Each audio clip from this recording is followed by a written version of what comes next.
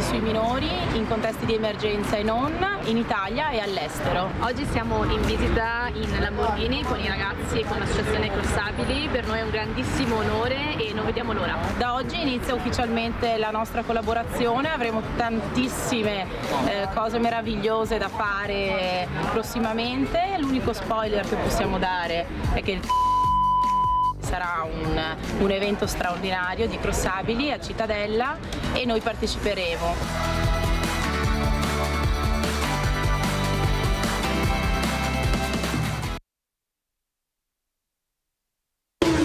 Signore e signori, dietro di me i piloti sono arrivati, i gazebi sono montati, le moto sono pronte. Tra poco inizieremo con lo show di stuntman.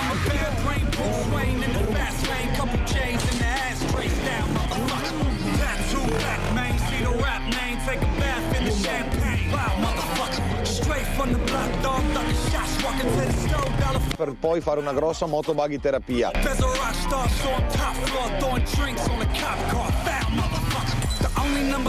All'interno del padiglione 5 bis 153 abbiamo anche lo stand Crossabili, ben equipaggiato. E oggi siamo qui alla fiera di Pordenone 104 Caregive Expo e daremo un po' di show. Venite a trovarci perché ci divertiremo. Ciao!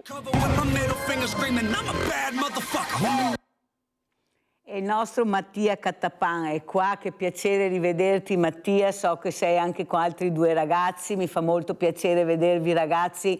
Questi non sono i bravi ragazzi, sono i ragazzi bravi, come piace a Mirella, che è un'altra cosa, un altro termine. Ecco, questi sono quelli che io voglio farvi vedere, visto che tutti i giorni cerco di farvi capire che non abbiamo solo quelli che vedete voi, che sono pochi, che si comportano male, che sono irrispettosi, che ne fanno di tutti i colori, che se ne fregano dei valori, del rispetto. Noi abbiamo questi che del rispetto e dei valori hanno fatto il loro futuro, la loro esistenza. Grazie Mattia, presentami anche gli altri due ragazzi, prego ragazzi, presentatevi. Buongiorno Mirella, buongiorno Sveglia Veneti, davvero un piacere e un onore essere di nuovo qui con voi e appunto oggi la squadra si è allargata. Alla mia destra abbiamo Nicola Giomo, anche lui ragazzo con paraplegia ed è ufficialmente da un anno a questa parte. Non sento più. Pronto? Allora presento gli altri ospiti in attesa del collegamento con Mattia, che è saltato qualcosa.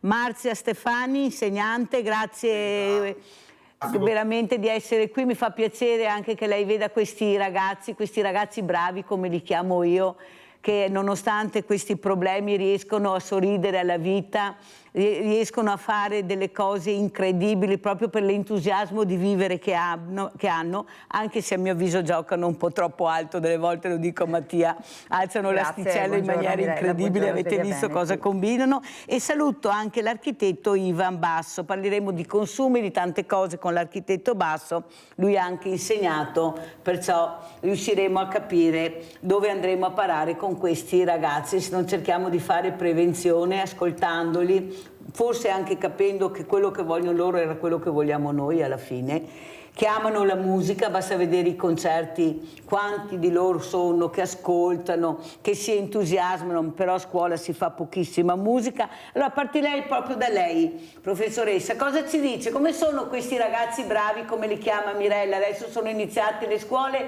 cosa sta vedendo? Prego. Beh, le scuole sono iniziate da qualche giorno e c'è sempre una fase di transizione, però io sono d'accordo con lei che ci sono ragazzi bravi di cui si parla poco e invece fa molta notizia i ragazzi meno bravi, no? Quelli che fanno danni, quelli che sono irrispettosi, quelli che eccetera eccetera, quindi sono d'accordo che ci sono tanti ragazzi bravi e questa bravura dei ragazzi è dovuta alle loro famiglie, è dovuta agli insegnanti, a tutti i contesti educativi in cui hanno la fortuna insomma di partecipare, quindi continuiamo a sostenere secondo me questi ragazzi e a scuola ce ne sono, c'è di tutto, ci sono i ragazzi bravi, ci sono i ragazzi che hanno bisogno un po' di aiuto per diventare bravi e quindi continuiamo a lavorare insomma come comunità educante, no? Quindi tutti insieme dal mio punto di vista. Allora, prof, io ho avuto un altro insegnante, un altro docente e quello che ha detto mi ha molto colpito. ha detto, giovane anche lui come lei naturalmente, non diversamente giovane, perciò un insegnante, vabbè, è quello che bisogna anche dire, perché avete una visione diversa a mio avviso, ha detto noi tutte le mattine quando entriamo in classe è come salissimo sul Monte Bianco, noi vediamo tutto, vediamo il fragile, vediamo quello che si è preparato, da come si muovono, da come ci accolgono. Il problema è vedere chi vuole scendere dal Monte Bianco e immergersi, entrare nella tana. Il problema è che molti colleghi non lo fanno per paura, perché non sentono il problema, e io sono molto avvilito di questo, perché dobbiamo aiutare questi ragazzi. Lei è d'accordo con questo docente? Allora, vado ancora per metafore come questo docente perché me ne ha aperte altre, no? Allora, per arrivare al Monte Bianco l'insegnante deve fare molta fatica, no? Perché deve scalare una montagna piuttosto importante. E questa fatica è fatta di formazione, non solo didattica, ma anche personale, professionale, insomma anche molto personale nella relazione, nel modo di comunicare. Quindi la possibilità di essere sopra dopo tutta questa formazione ci consente di avere una visione completa, no? Di chi abbiamo davanti, e poi questa stessa formazione ci consente di scendere nel campo dopo aver visto e metterci insieme ai ragazzi per aiutare ognuno di loro nel modo in cui questi hanno bisogno. E quindi insomma questa metafora mi ha aperto queste nuove idee, queste nuove riflessioni. Quindi sì, essere sul Monte Bianco, non per rimanerci, ma perché è un percorso che il docente fa per formarsi e per ritornare poi a mettere le mani in pasta concretamente con i propri allievi, dopo aversi fatto una visione che non deve diventare un pregiudizio, perché noi vediamo delle cose, poi dobbiamo stare sempre con i ragazzi, costantemente, perché loro cambiano e noi non possiamo rimanere fissi un anno intero con quella visione, no? Dobbiamo essere capaci, con le nostre sicurezze date dalla competenza professionale, di stare in quel fluttuare dei ragazzi e in questo cambiare, no? Senza pregiudizi, concetti preconfezionati, eccetera. Quindi stare con i ragazzi significa stare in questa incertezza anche, no? Stare con loro in ascolto soprattutto e mettersi al loro servizio. Quindi il Monte Bianco è solo un arrivo del docente e un'opportunità di ampliare la vista. Poi bisogna di nuovo tornare in campo con tutto il proprio sacchetto di formazione, ma anche di ulteriore formazione che i ragazzi ci danno l'opportunità di fare insieme a loro, perché chi insegna è il primo ad imparare. Allora sentiamo anche cosa ne pensa Ivan Basso, architetto, anche lui ha fatto un periodo di insegnamento, la creatività. Ecco, cos'è la creatività? Quando si capisce che sei anche tu un creativo, che puoi mettercela tutta, però dopo hai bisogno di un supporto. Io prendo sempre quell'esempio che ho avuto di un ragazzo che ho avuto ospite, che era vestito in maniera un po' strana, e a me è piaciuto tanto e gliel'ho detto spontaneamente, ho detto ma guarda che bene, che bello che sei, guarda come sei vestito, guarda che particolare. Mi sono disegnato io questi abiti. Ma dai, ho detto sì, ma lei è la prima che me lo dice, perché l'insegnante mi ha detto ma dove vai vestito così? Ma dove vai vestito così? Ma butta via quella roba. Però capisce che questa creatività all'improvviso la segano, perché basta due parole che loro si abbattono, non sono così forti, sono fragilissimi, che poi io non vedevo tutta anzi, ecco, se ritorna vi faccio vedere anche quello che si era disegnato, i pantaloni e la maglietta. Architetto, allora cos'è la creatività e chi è che deve decidere se è un creativo o non è un creativo e cos'è appunto la creatività? Grazie Mirella per questa domanda che è da spartiacque, fa capire. Io personalmente ritengo che la creatività dove nasce, uno dice, da cosa sgorga? Sgorga dalla volontà di sapere, di conoscere e andare verso una conoscenza, andare anche verso l'ignoto, perché tu senti di poter esprimere delle cose che non è che le trovi nei programmi ministeriali, adesso con tutto rispetto per il grande lavoro che fanno i ministeri dell'istruzione, ma in genere è una tua propensione, è a un qualcosa, in genere è la tua indole. E non è detto che la scuola sempre permette, perché la scuola è un qualcosa, mica è la totalità del sapere e della conoscenza, la scuola è un aspetto dove uno Stato civile dice, ecco, diamo delle istruzioni alla popolazione, cominciamo dagli studenti, dai giovanissimi, però poi ognuno... Ecco, la cosa interessante è che esprime se stesso, esprime quella che è la propria vitalità. Ecco che nel disegnare i propri vestiti è lui e cerca di esprimere se stesso. Questa è la cosa più importante, perché la vita, se durante la vita tu non riesci a capire meglio chi sei, e chiaramente in relazione poi a tutto il contesto, cos'è la tua vita?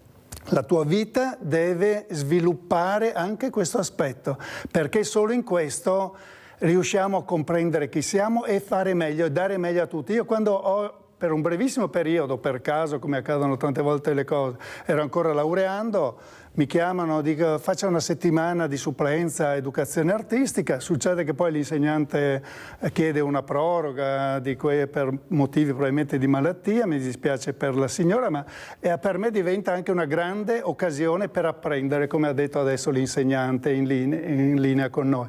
Ecco che apprendere, io per esempio quando mi sono trovato 270 studenti, il mio punto era, uno, non avevo mai insegnato a nessuno, due, l'unica cosa che sapevo erano ormai le cose, quelle a livello universitario, ma quello che mi è piaciuto fare, mi è venuto così spontaneo, è non fare il programma ministeriale che manco conoscevo, ma vedere di far esprimere a ogni studentessa, a ogni studente, quella che era la loro caratteristica.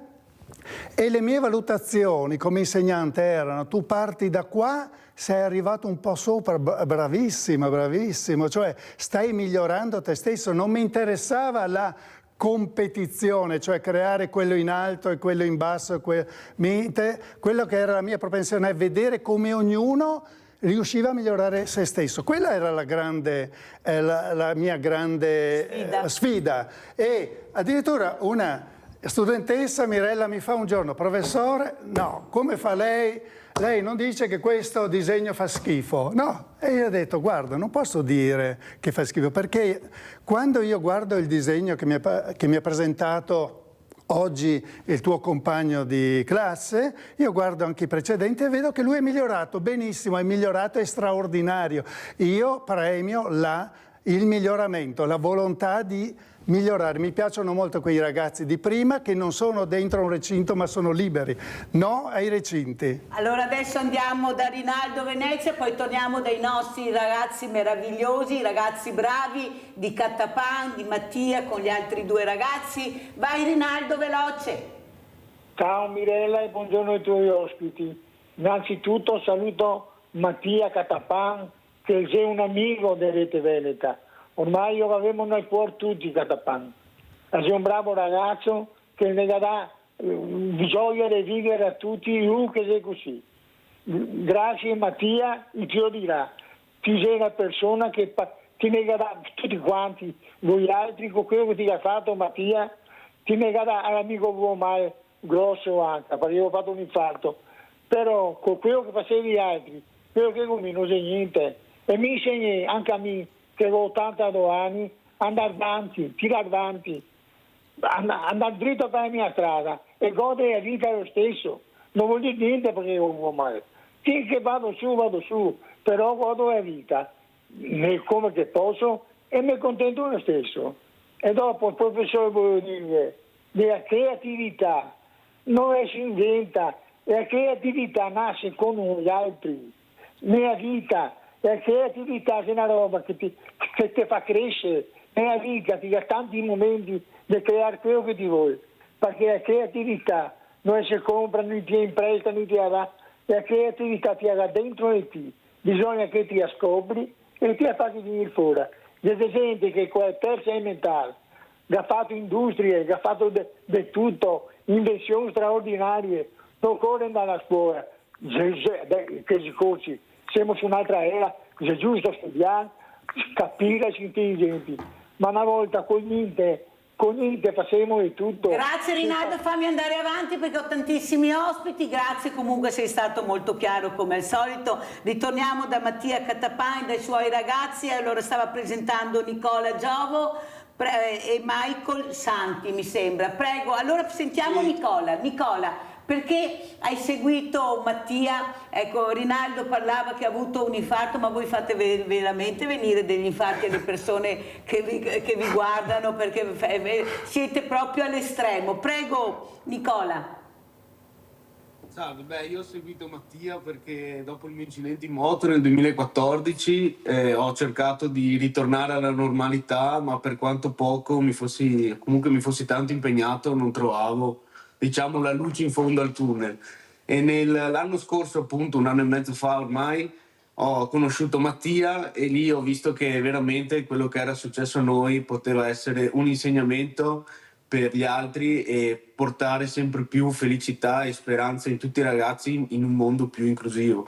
Quindi quando l'ho conosciuto, in primis ho accettato la disabilità, che in tutti gli anni che appunto stavo trascorrendo, nei miei 10 anni dopo l'incidente, non avevo accettato, e successivamente ho capito che potevo fare qualcosa non tanto per me stesso ma soprattutto per gli altri, e da qui è nato il nostro percorso insieme nell'effettivo. Ti ringrazio Nicola, complimenti anche per quello che hai detto, ecco, la forza anche di socializzare, di stare assieme con gli altri, di sentirsi normale, di riuscire a capire che la vita può offrire tanti spunti. Sentiamo Michael Santi. Michael, tu perché hai seguito questo pazzo ragazzo bravo? Io ho fatto questo passo con Mattia quando abbiamo conosciuto su un primo evento a Inedigo.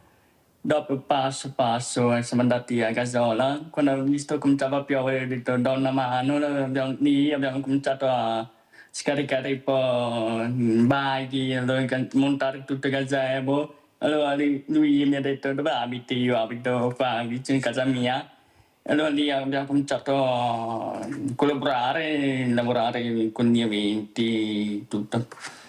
In poche parole, Michael è diventato un nostro perno fondamentale, perché lui nel suo silenzio si fa sempre notare, perché io lo definisco un ragazzo old school, ha tantissima voglia di fare, basta solo stargli dietro, basta solo spiegare come fare, e Michael è veramente una pietra miliare per Crossabili, perché si impegna tanto per aiutarci ad aiutare. Senti Mattia, una cosa che io ho sempre notato è che tu riesci a valorizzare gli altri, ecco, li fai sentire dei numeri uno, indipendentemente che siano tanti, ognuno proprio con la propria forza, la propria creatività e la voglia di vivere. Ma come si diceva prima, tu sei nato così, Maradona è nato così, a 4 anni lui gestiva il pallone come avesse 30 anni di calcio. Ecco, questa creatività tu l'hai saputa tirare fuori. Quando è successo? Quando è che hai capito che oltre a Mattia c'era un altro Mattia Catapani creativo? Vai Mattia. Intanto Mirella è già la seconda volta che mi dai delle vibrazioni che mi penetrano il cuore e le mie emozioni. Detto questo, fondamentalmente prima dell'incidente io aspettavo molto il giudizio degli altri, cercavo sempre di rendermi utile e quant'altro, ma non venivo mai apprezzato, proprio perché non so dire perché. Una volta che sono diventato disabile e una volta che mi sono messo in gioco lasciando stare tutto quello che mi circondava, ma volevo valorizzare che avevo davanti, ho iniziato, diciamo, a scavare in me stesso in primis per capire come poter essere d'aiuto. Fondamentalmente adesso ogni persona che incontro, che capisco che ha voglia di fare, che ha voglia di mettersi in gioco, che ha bisogno di aiuto, cerco di capire le proprie capacità, le proprie doti, per fare in modo che diventa un valore aggiunto all'interno della nostra realtà. Quindi fondamentalmente in Crossabili non esiste la democrazia, ma esiste la meritocrazia. Se te lo meriti, se ti impegni, noi cerchiamo insieme di capire cosa sei capace a fare e ti inseriamo all'interno, perché le sfaccettature dietro le quinte o in azione sono veramente tante. Quindi cercare di penetrare nella mente, nel cuore dei ragazzi, delle persone che incontriamo, per fare in modo di dimostrare che da soli si va veloci, ma insieme si va lontani. Sentiamo cosa ne pensa la professoressa Marzia Stefani. Prof, cosa ne dice di questi ragazzi che ha capito l'importanza di riuscire a capire che forse ti devi rimboccare le maniche da solo perché pochi ti aiutano. Ha sentito cosa dicevano questi ragazzi, non mi ascoltavano, io non riuscivo ad accettare il mio diversamente agile, io odio la parola, scusatemi, disabilità, proprio non mi esce, no, non sono disabili questi non ragazzi. Non è venuta meglio legislatura. Io lo sento potevano trovare, ecco, no, hanno detto di tutto, prof, handicappati, mongoloidi, di quelle parole, di quei termini, invece di chiamarli dall'inizio per nome, anche questa è prevenzione, a mio avviso. Prego, prof. Sì, io l'ho sentita pochissimo prima, adesso la sento bene. Comunque dico che provo una grande ammirazione per queste persone, soprattutto Matteo che ha parlato adesso e i suoi 2 collaboratori, perché sono persone che hanno perso qualcosa e che in questa perdita è stato un trampolino di lancio per aprirsi in realtà ad una vita più ricca, significativa, con un'attenzione verso gli altri, verso l'aiuto. Quindi perdere qualcosa in realtà gli ha aggiunto tantissimo nelle relazioni, nel capire che, per esempio, mi ha colpito quello che ha detto rispetto al giudizio, no? Ho fatto una vita da normale, passatemi il termine, nel senso, penso ci stiamo capendo a cosa mi riferisco, cercando il giudizio degli altri, l'approvazione, e questo non mi nutriva mai, non mi bastava mai e non l'avevo, no? Nel momento in cui mi è successa questa cosa ho fatto un passo indietro, ho riflettuto e ho visto che questa cosa era un'ancora per me, no? Mi tratteneva in qualcosa che non mi faceva evolvere, quindi questa riflessione lo ha portato invece a una grande apertura, tanto che ha ricevuto queste parole di grande valore anche dall'altro ospite, no? E quindi rispetto anche a un'altra cosa che ho sentito, che è rispetto al valorizzare, ecco, parlando anche come insegnante, ma come insomma educatori o persone che hanno a che fare con gli altri, anche valutare significa sempre dare valore, non è quello che noi riteniamo, gli metto il 5, il 4, gli dico quello che non sa, così si dà da fare, impara. È dando valore alle persone che queste persone trovano ulteriore forza per emergere, per fare sempre di più, perché si sentono importanti, si sentono sostenute, si sentono di poter contribuire alla vita anche degli altri, no? Quindi bisogna ricordarsi che sia a scuola quando valutiamo, ma nella vita quando ci rapportiamo con gli altri, quando sappiamo vedere il lato buono e dare valore a questo, amplifichiamo tutte le potenzialità che un individuo ha e creiamo delle forti connessioni con le persone. Quindi io ringrazio di questo ulteriore insegnamento che ho ricevuto in questo breve collegamento di oggi da queste persone. Professoressa, ma secondo lei la scuola è preparata a questo? Oppure l'insegnante di sostegno, che dovete capire che l'insegnante di sostegno, ve lo dice mica nessuno, non è per quel ragazzo, è per tutta la scuola, è per la classe. Cioè non è che l'insegnante di sostegno, come viene percepito, e nessuno spiega niente, no, lui è l'insegnante di sostegno. No, l'insegnante di sostegno è per la classe e per la scuola, però non lo dice nessuno, perciò già qua cominciamo a isolare questo ragazzo. Ma non è che forse l'insegnante di sostegno vada messo ai genitori? E lasciare questi ragazzi veramente, ma veramente lo dico, lasciare questi ragazzi all'interno delle classi, di vivere assieme questa scuola con molta didattica, poco espressiva, siamo nel 2025, loro stanno correndo, stanno fuggendo e la scuola è ferma, eppure avevamo il metodo Montessori che tutti ci hanno copiato, poi non si sa perché siamo ridotti così. Ecco, cosa è successo secondo lei, prof? Lei è una prof giovane, vede tanti giovani. Ecco, cosa è successo a questa scuola che eravamo proprio in rete in Europa come insegnamenti? Prego.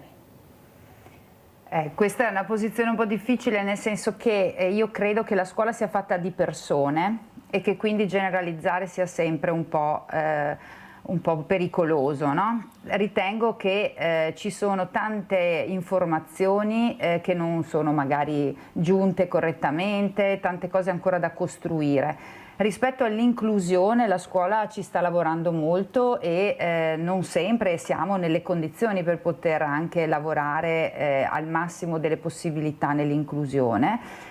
Però dalla mia esperienza, insomma, e nelle mie classi, e io tra l'altro da un paio d'anni sono anche in una classe Montessori, l'insegnante di sostegno è un insegnante di classe e lavora per la classe, quindi non c'è mai un mettiamo da parte, ghettizziamo il bambino che ha il sostegno e lavoriamo solo con lui, ma si cerca di attuare delle attività in cui tutti i bambini lavorano, siano di supporto uno all'altro e dove ognuno possa portare il proprio contributo in base al momento in cui è in quel momento, insomma, perché con quello che sa fare. Quindi c'è questa spinta, questo lavoro che gli insegnanti, il gruppo insegnanti, docenti insieme agli insegnanti di sostegno stanno cercando di fare. Certo è un lavoro di costruzione che richiede tempo, energia e poi a volte insomma nel sostegno il mondo della scuola ha tante difficoltà perché ci sono poche insegnanti formate, quindi spesso un posto comune o arriva a ricoprire un ruolo di sostegno con tanta buona volontà, con alcune competenze anche, ma magari non così specifiche. Quindi ci sono ancora tante cose da costruire, però io direi che la parola inclusione c'è e tutti ci stiamo mettendo più possibile l'energia per riuscire a fare veramente inclusione, no? E non fare differenze tra chi è bravo, chi non è bravo, chi ha una capacità, chi non ha un'altra. No? Allora andiamo a vedere cosa dice la referente provinciale, la dirigente provinciale scolastica, la dottoressa Sardella, proprio su questi insegnanti di sostegno, ed è un allarme. Ogni anno partiamo così. Andiamo a sentire. Grazie.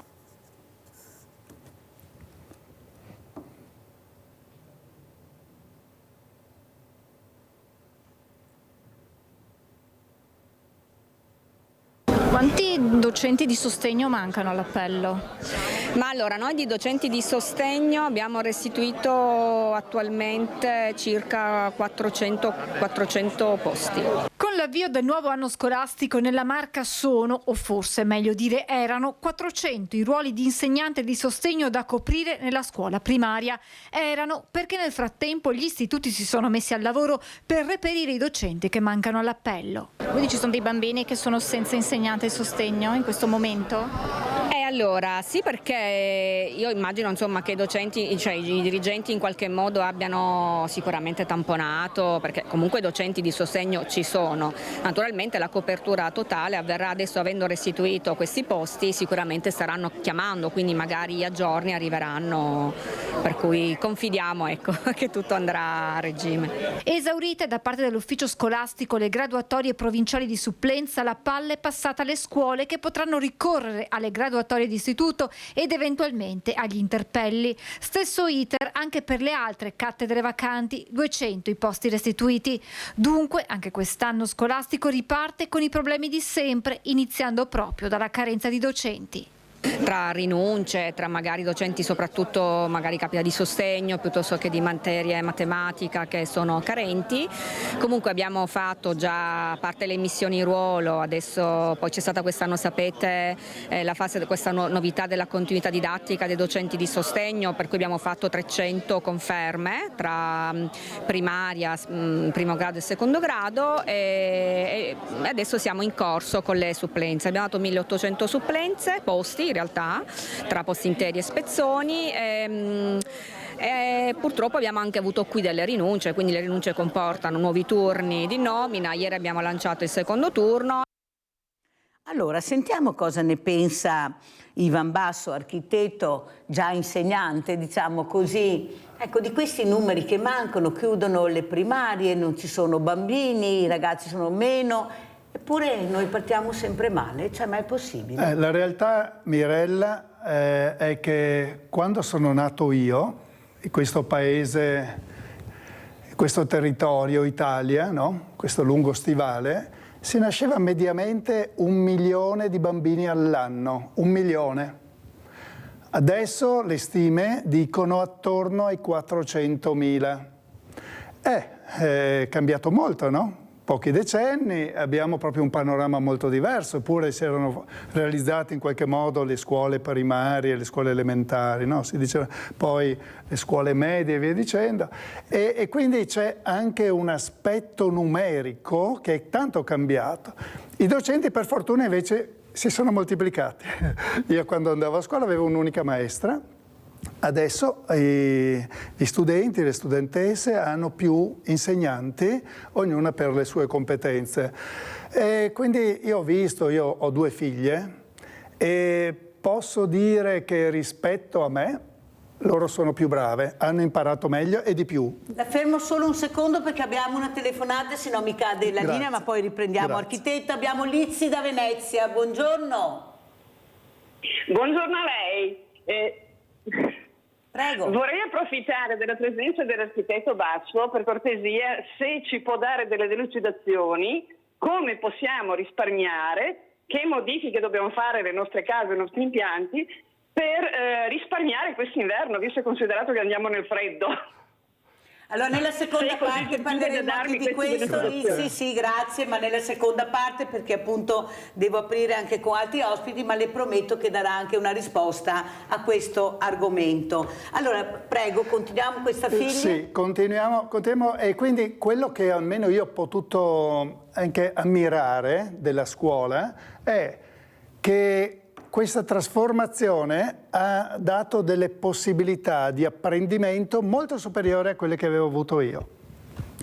E dopo uno dice, ma tu hai guardato solo l'aspetto vicino a te, ma devo anche dire che ho guardato attorno, poi ho avuto non so, guarda, la cosa interessante come poi prima parlava anche la professoressa Marzia Stefani, tutti presenti come genitore alle riunioni. Ecco, io mi sono trovato che poco dopo ero già in consiglio d'istituto e poi ero presidente del consiglio d'istituto, una cosa anche su questa bisognerebbe parlare, perché le leggi attuali prevedono che i genitori possono influenzare il cambiamento o dei cambiamenti o dei miglioramenti, però insomma bisogna vedere cosa fanno i genitori.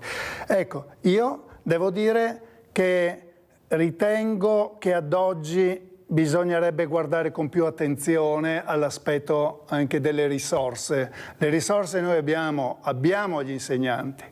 Abbiamo la possibilità di fare i concorsi, dobbiamo mostrarci in grado di finanziare la scuola come va finanziata. Bisogna mettere a disposizione le risorse per avere gli insegnanti non a metà scuola, a metà anno, prima che l'anno inizi.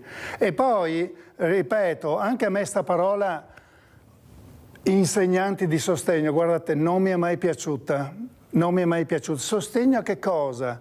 Allora, va bene, questo ragazzo ha delle carenze su questa materia, su questa cosa, bisogna aiutarlo, va bene, però bisognerà probabilmente rinominare il termine. Sostegno handicap. Cosa vuol dire handicap? No, solo un ragazzo, quando si incontra qualcuno, l'insegnante di sostegno, lo guardi male. Lo guardi male. Allora sentiamo cosa ne dicono questi ragazzi, devo correre perché il tempo tiranno, dobbiamo parlare anche di consumi. Allora partirei proprio dai 2 ragazzi che sono assieme a Mattia. Nicola, ecco, cosa vuoi dire dopo aver sentito questo? Tu hai frequentato la scuola, come ti sei trovato, chi ti è stato vicino, chi ti ha supportato e com'era la scuola? Come vedi la scuola? Prego Mattia, scusa, Nicola. Beh, io ho vissuto la scuola sia diciamo da normodotato che poi successivamente da persona con disabilità, e tra l'altro appunto nella mia classe c'erano persone che avevano appunto l'insegnante di sostegno. Dal mio punto di vista credo che in realtà sia proprio una terminologia sbagliata nell'effettivo, perché quella stessa insegnante, oltre ad aiutare nell'effettivo gli altri ragazzi che erano in classe, dava una mano appunto a tutti, quindi non è un insegnante diciamo indirizzato in un'unica via, ma è un insegnante che può essere un valore aggiunto in realtà per la classe, perché se c'è un professore che magari appunto durante la lezione è più impegnato, c'è sempre un altro referente all'interno della classe che può dare un'altra prospettiva o comunque un'idea in più per quanto riguarda quello che è il miglioramento generale e anche dell'individuo stesso. Quindi sicuramente andrebbe cambiato un po' quello che è il nome, la terminologia con cui si definiscono, e probabilmente in certi casi potrebbero anche essere loro a prendere diciamo l'iniziativa e riuscire a dire ok, facciamo qualcosa in più per una classe che può migliorare sempre di più, ecco. Sentiamo Michael. Tu Michael cosa mi dici? Com'è andata a scuola te? Io mi trovo bene perché c'erano un po' insegnanti di sostegno, mi davano una mano, cioè fare come compiti, c'è anche un po' di persone di disabilità e quindi bisogna darci una mano cioè farci i compiti, aiutare, come anche andare fuori, imparare, cioè autonomia. Una domanda, a scuola i tuoi compagni come ti trattavano? Sii sincero. I miei compagni dopo a scuola mi trattavano come bene oppure anche un pochino male. Ok. Poco. Questo è il problema È sempre principale, stato così, Mirella. guarda, indipendentemente ecco, di diversamente agili, c'era sempre, se eri anche normodotato, che trovavi il bulletto di turno e là dovevi tirare fuori gli artigli e difenderti di sicuro, perché quando arrivavi a casa di sicuro i genitori non ti difendevano. Mattia, tu cosa vuoi dire? Io voglio dare un altro punto di vista, perché i lati della medaglia sono sempre due. E penso che al giorno d'oggi, oltre che magari trovare delle terminologie diverse, penso che il problema principale siano le famiglie. Noi viviamo con la disabilità non in prima persona, ma con il numero di eventi che realizziamo, con la quantità di disabilità che tocchiamo, ci stiamo rendendo sempre più conto che il problema sono le famiglie, sono i genitori, perché tengono dentro una campana di vetro le persone con disabilità, o perché devono far valere sempre i diritti, però non ci sono mai i doveri. Cioè, cosa insegniamo ai nostri figli? Come trattiamo i nostri figli con disabilità prima di giudicare quando vanno a scuola? Cioè, il ragionamento è: dobbiamo partire in primis da noi, trattare la disabilità in maniera diversa, perché quello che stiamo facendo concorsabili con il nostro percorso è proprio quello là, di posto di essere un limite, essere una risorsa.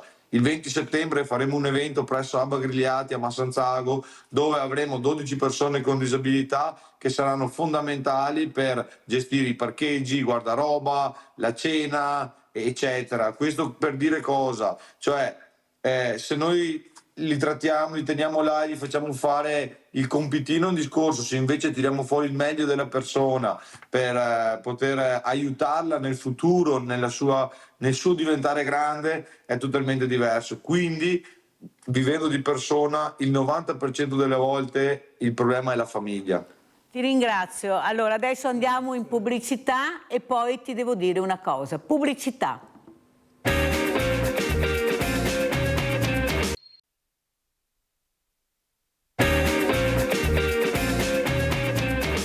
Guarda, veramente sono stato contentissimo anche di aver conosciuto nuove persone, perché non è da tutti, perché lo so che anche come vedo nelle circostanze di tutti questi giorni, davvero non è una gita che si possa fare, è una bellissima gita che abbiamo fatto e veramente sono stato contento di aver passato veramente in compagnia, stare senza dire nessuno, è la cosa più bella che ci possa essere.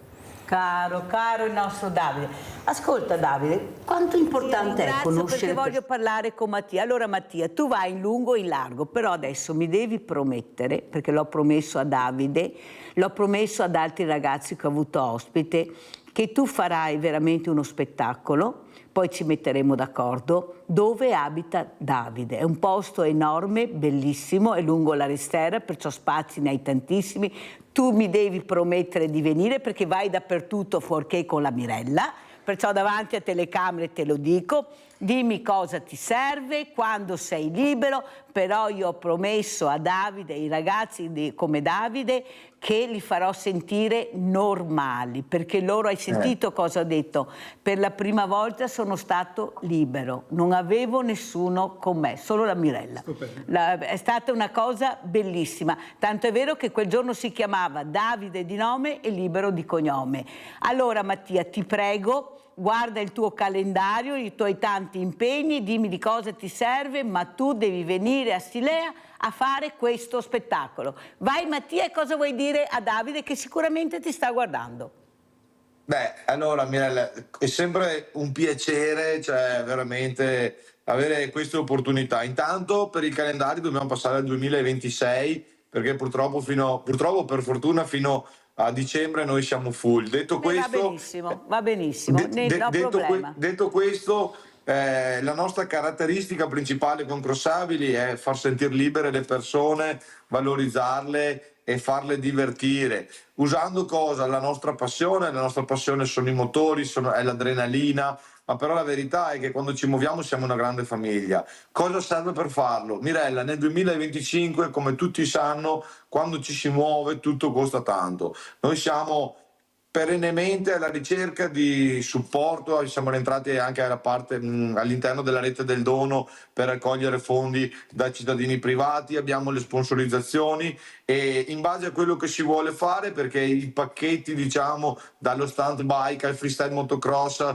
alle jeep sono molteplici, insieme costruiamo un abito su misura e capiamo quanti soldi servono e poi usando anche Sveglia Veneti, avendo i contatti con gli imprenditori, bisogna trovare i soldi per poter realizzarlo. Allora, detto questo, non vorrei anche cadere oggi nelle banalità, non parlare sempre di soldi perché i soldi si trovano, non sono un problema i soldi, il problema è che i grandi imprenditori cercano di dare questi contributi per una visibilità ai numeri uno, basta vedere dove vanno i soldi. Ecco, io ti prometto che il problema non è quello che ho problema io a fare questo. Se tu trovi i soldi, noi abbiamo tutto il resto. Allora, non è un problema di soldi, è un problema di data, te lo ripeto. Ecco, lo sponsor, non ho problemi grazie anche alle conoscenze che ho, ci sono anche degli imprenditori anche molto sensibili. Qui abbiamo anche un architetto, perciò mi darà una mano anche l'architetto a trovare lo sponsor per questi meravigliosi ragazzi, perché giustamente, come dice Mattia, tutto costa. Quello che mi fa una rabbia terribile è sentire ancora una volta Mattia che ha l'affanno nel dire, sai, tutto costa, perché anche lui so che fa una fatica enorme, perché sono eventi veramente importanti e perciò io penso che quando vediamo anche gli amministratori, ce ne sono di bravi, devo dire la verità, e qua ne cito uno in particolare che è il sindaco di Cittadella, lo devo dire, perché sì, beh, Mattia, io quello che è di Cesare e io non ho problemi a dirlo, che è stato forse uno dei primi a capire l'importanza di questi crossabili, di far vedere questi eventi, di far vedere questi meravigliosi ragazzi. Allora tu capisci che se lo fa il sindaco di Cittadella lo possono fare benissimo anche gli altri, perché anche in questi giorni vediamo soldi a Iosa, ecco dove vanno, perché se si vuole un evento si fa, il problema è capire se vuoi fare l'evento o meno, perciò problemi zero. Architetto, cosa vuole dire? Voglio dire questo, ecco, anche gli interventi di Mattia, di Michael e di Nicola hanno aperto un'immagine in me, che è quella di dire, ma tu pensa quando Venezia, no? Venezia, questa qui vicina, Venezia, Treviso, queste città straordinarie, come erano governate. Di fronte al Palazzo Ducale cosa c'era? Adesso abbiamo la libreria, ma prima c'era la panetteria, la macelleria, tutti i locali, i luoghi dove si faceva artigianato. Non si distingueva tu sei meno di me, io sono il doge e ti metto lontano.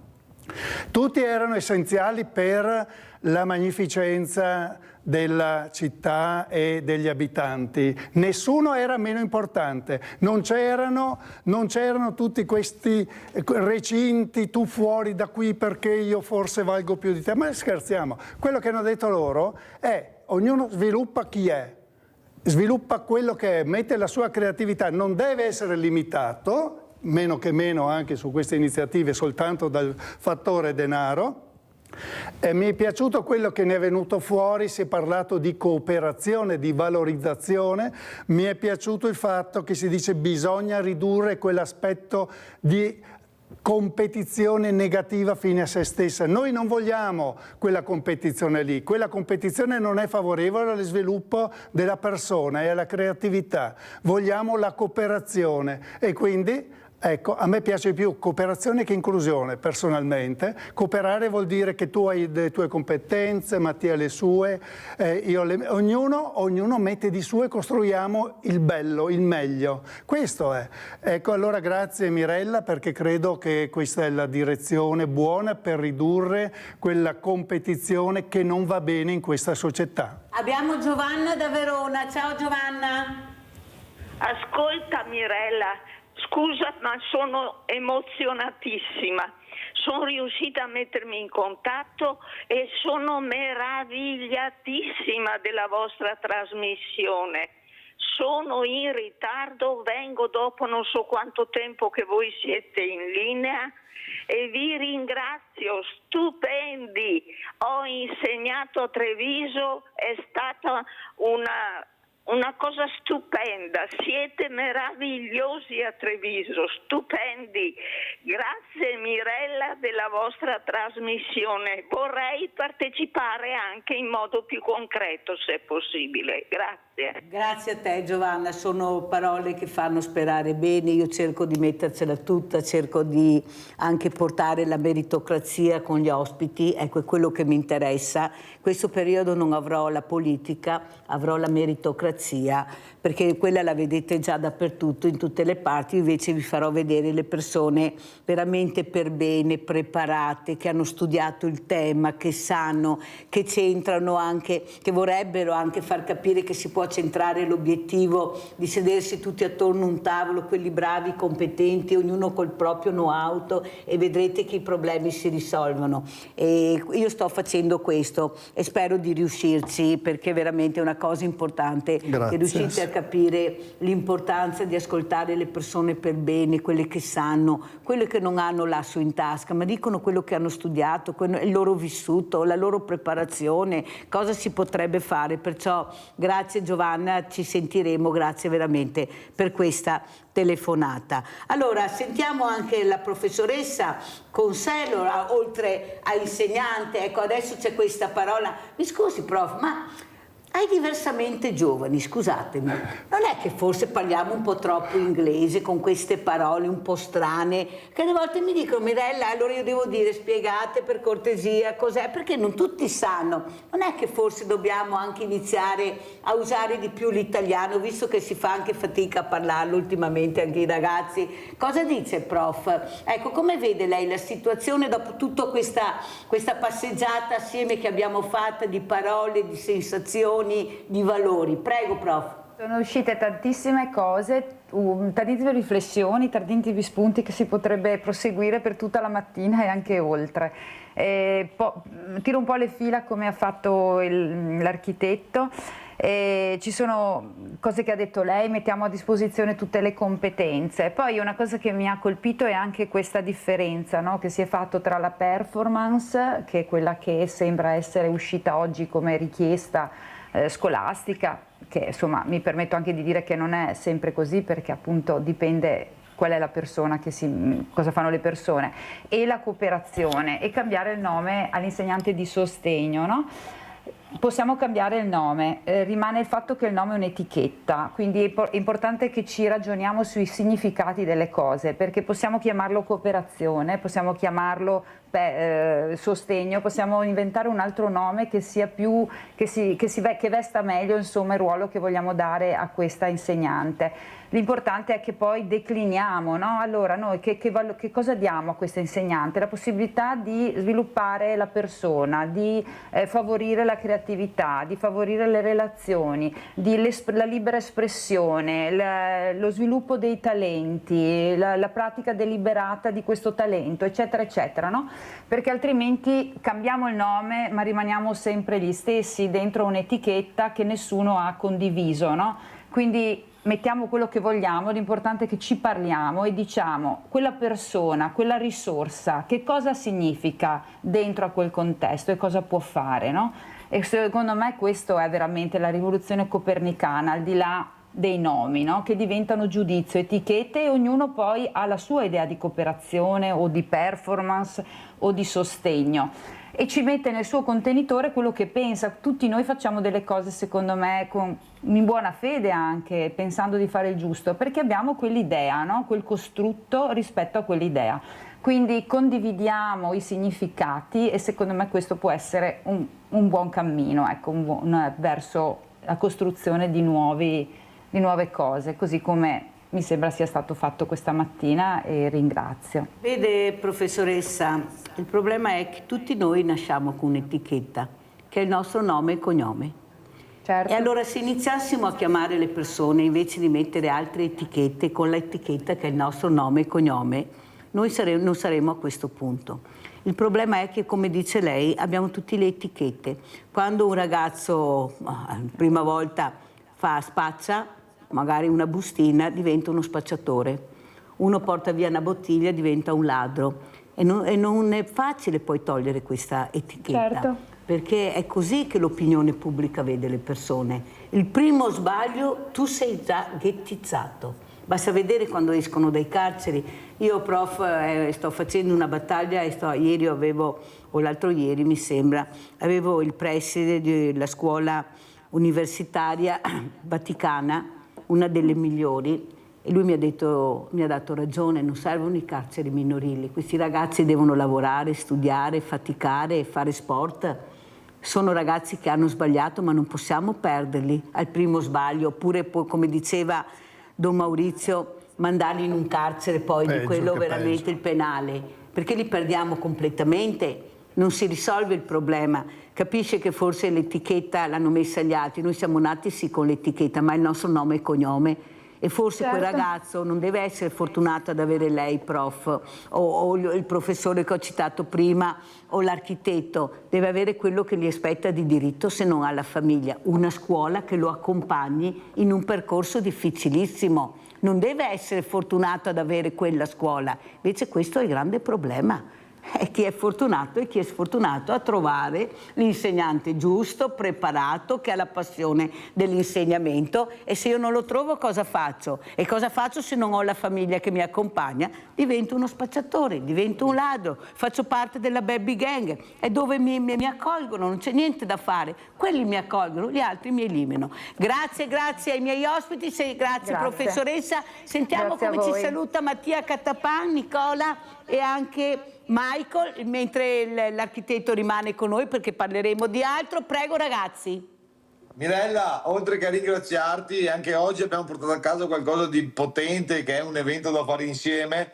Comunichiamo che oggi pomeriggio, stasera e domani saremo a Godega di Sant'Urbano a fare uno show di stunt bike tutti insieme. Il nostro programma, i nostri eventi, il nostro continuare a fare del bene è veramente molto fitto, e non resta che dire a tutti quanti di seguirci, aiutarci, le porte sono aperte, vi aspettiamo numerosi ai nostri eventi perché insieme possiamo andare veramente lontano. Però io voglio sentire anche Nicola come ci saluta. Nicola, come ci saluti? Io vi ringrazio per questa opportunità, ringrazio in primis anche Mattia, e direi che anche oggi siamo pronti per un'altra giornata d'evento in cui porteremo emozioni e tante altre cose, e direi che dobbiamo continuare così assolutamente. Speriamo di farci conoscere ancora di più di adesso, in maniera tale da portare sempre più gioia nei cuori, e crossabili rock and roll. Grande Nicola. Michael, come ci saluti?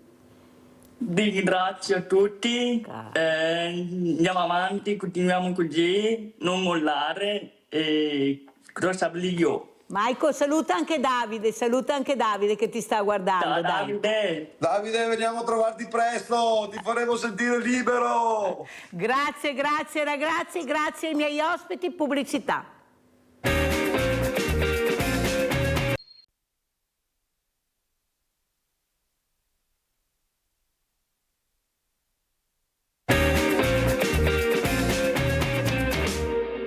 Presento altri graditissimi ospiti. Abbiamo in presenza il dottore Enrico Ioverno, endocrinologo, andrologo. Parleremo della terza età, ma anche dei giovani che forse non sono così forti e veramente superman come pensiamo.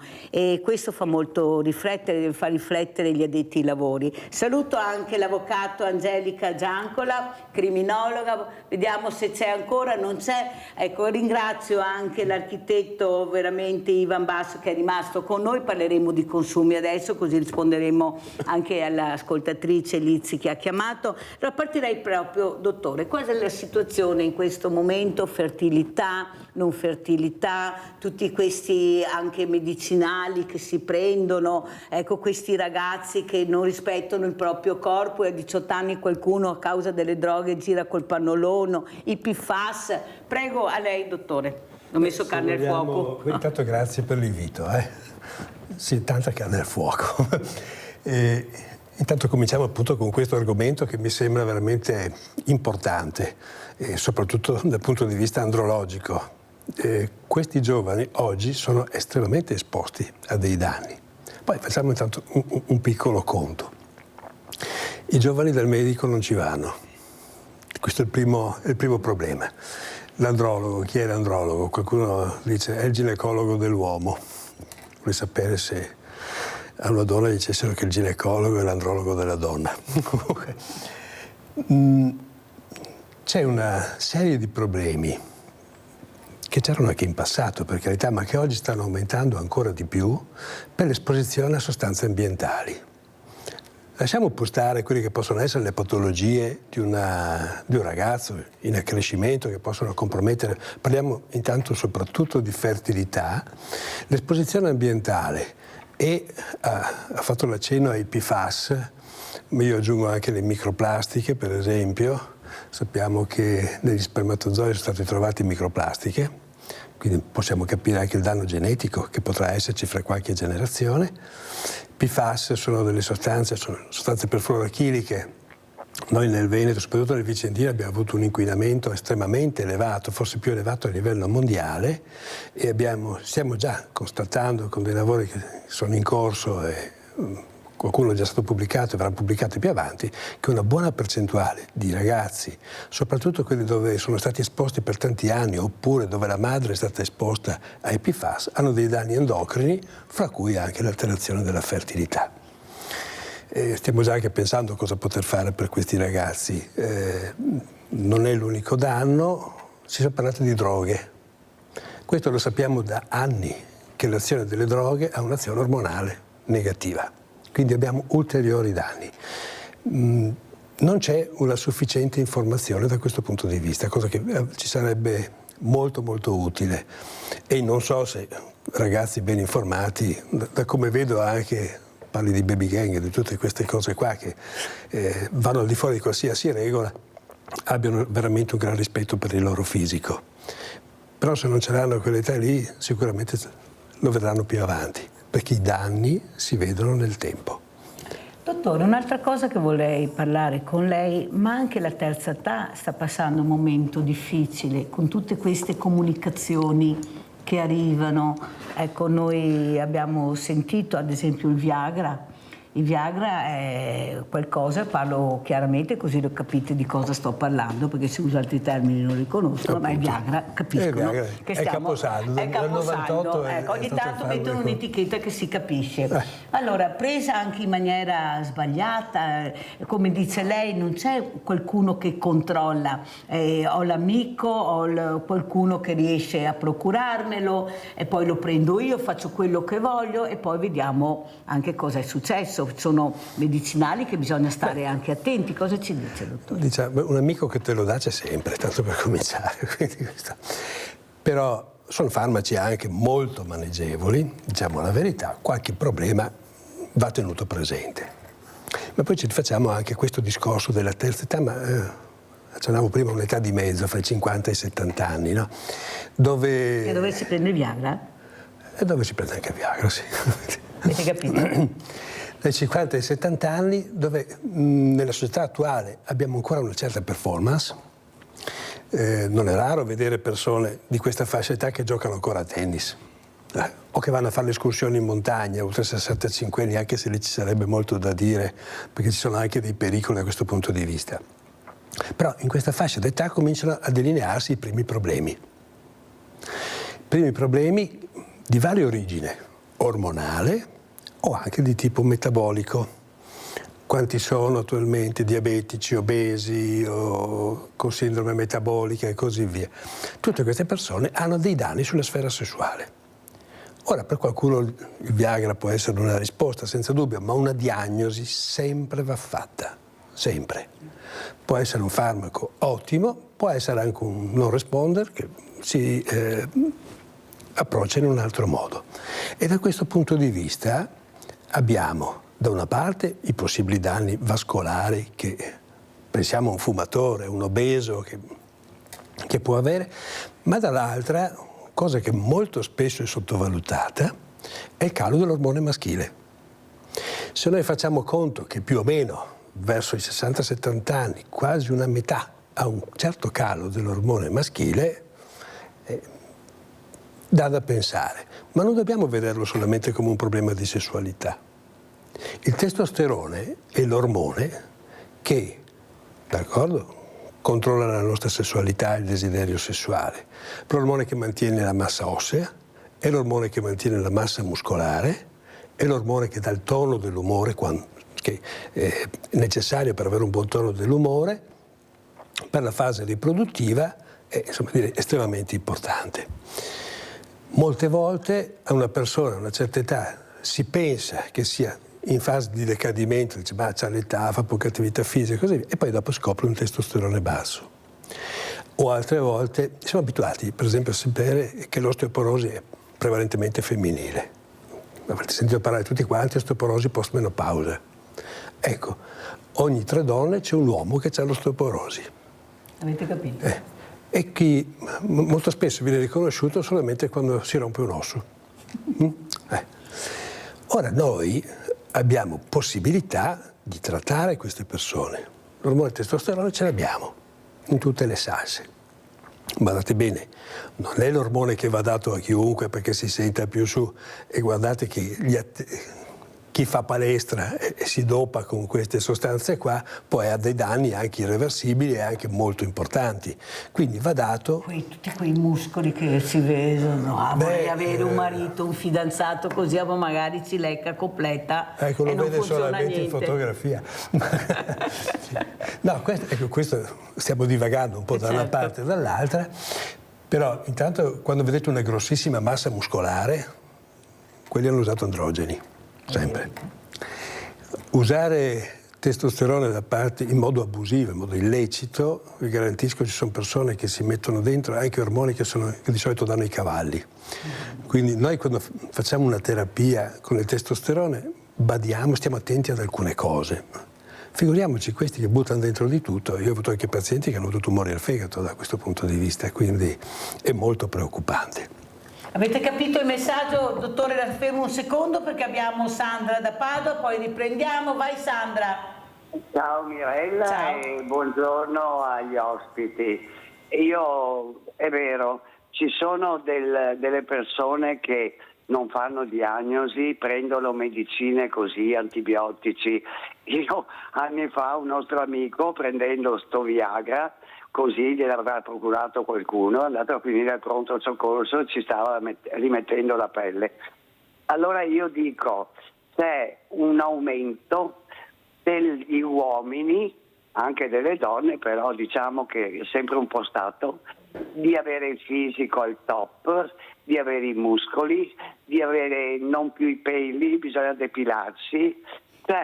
Allora io dico curarsi, tenere alla persona sono la prima, perché la pulizia innanzitutto, poi magari senti di quei odori per strada e allora non serve avere la maglia firmata o il jeans strappato. Io vedo degli uomini di 50 anni passati con sti jeans, tutto strappato, che dopo, per carità, io sono anche per la libertà, se uno vuole farsi i capelli celesti se li fa, però non c'è proprio sto modo, e ha ragione il medico, che bisogna andare dal medico, farsi degli esami, qualsiasi età tu hai.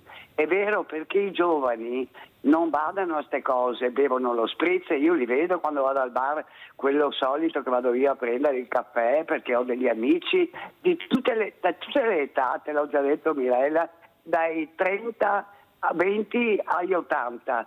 E allora io dico, bevono uno spritz, poi ne bevono un altro, non mangiano niente.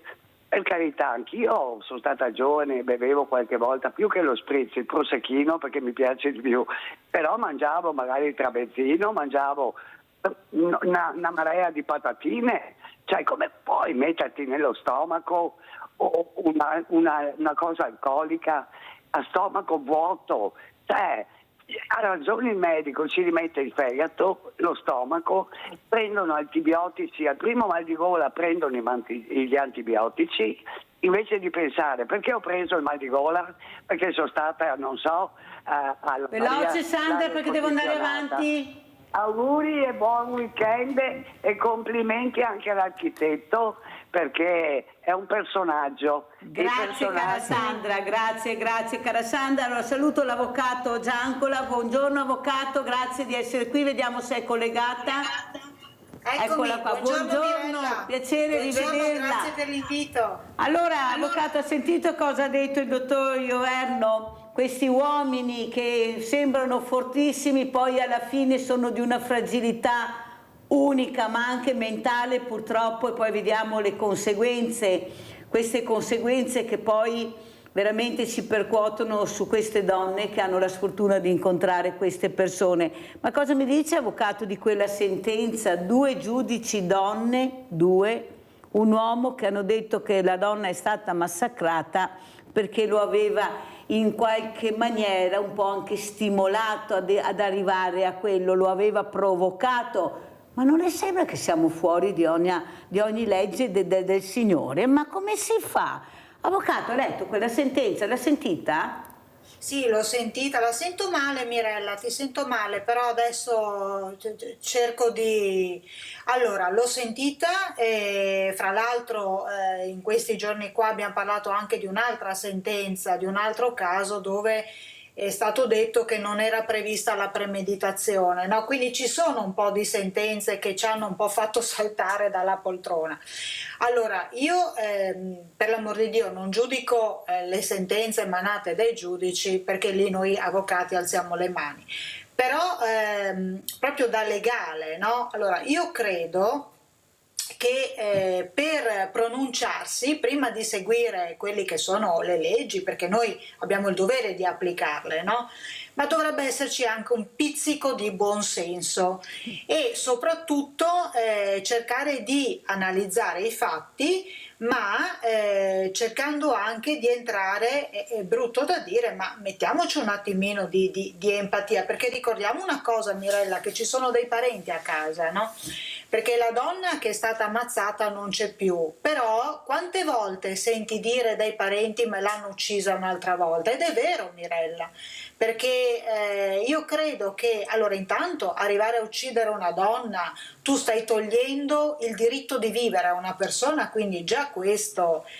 Adesso c'è stata, fra l'altro lo saprai meglio di me, no? Il nuovo reato contro il femminicidio, e siamo qui tutti pronti a vedere se questo potrà servire da deterrente, però tutti quanti, c'è una buona parte, abbiamo enormi dubbi su questo. Per quanto riguarda gli uomini, sempre di più abbiamo a che fare con uomini che hanno problemi di narcisismo e quindi devono essere gestiti in maniera preventiva da psicologi, psichiatri che fanno questo mestiere, no?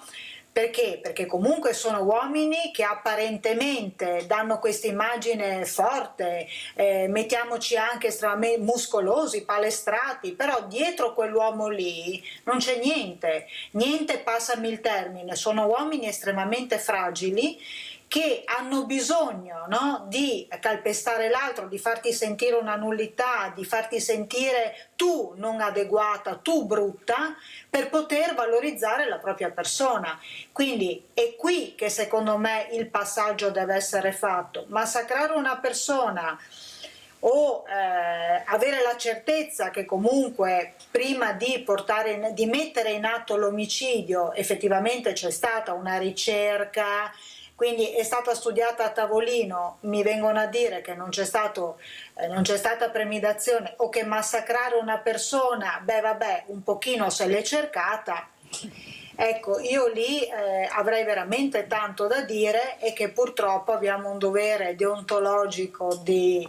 Comunque io rispetto, però posso dirlo liberamente, ecco, non approvo certi modi di pensare, perché va contro quello che è il mio lavoro negli ultimi 22 anni, dove credo molto in quello che è un discorso di prevenzione.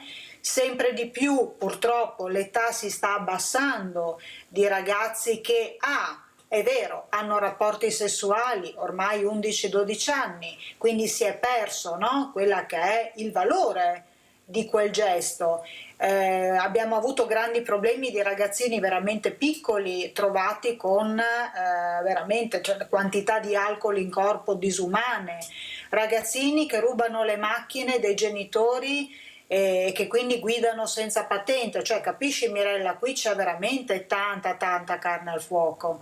Avvocato, è anche vero, però io avevo molto fiducia in Europa che mettessero delle leggi per tutti, specialmente visto le donne che abbiamo in Europa, era molto fiduciosa, sono veramente avvilita e mortificata, perché io penso che ci vorrebbe questa legge che in parte può anche essere vista quello che è successo in maniera favorevole, ma io sono convinta che la persona, indipendentemente uomo o donna, perché io non dividerei, anche se purtroppo i femminicidi hanno dei numeri incredibili, che alza le mani, che veramente non serve massacrare, proprio picchiare. Questa donna arriva al pronto soccorso picchiata dal marito, dal compagno, dal fratello o viceversa. Questa persona va messa in una struttura di recupero. Non riesco a capire ancora adesso, avvocato, lei lo sa da quanto lo dico,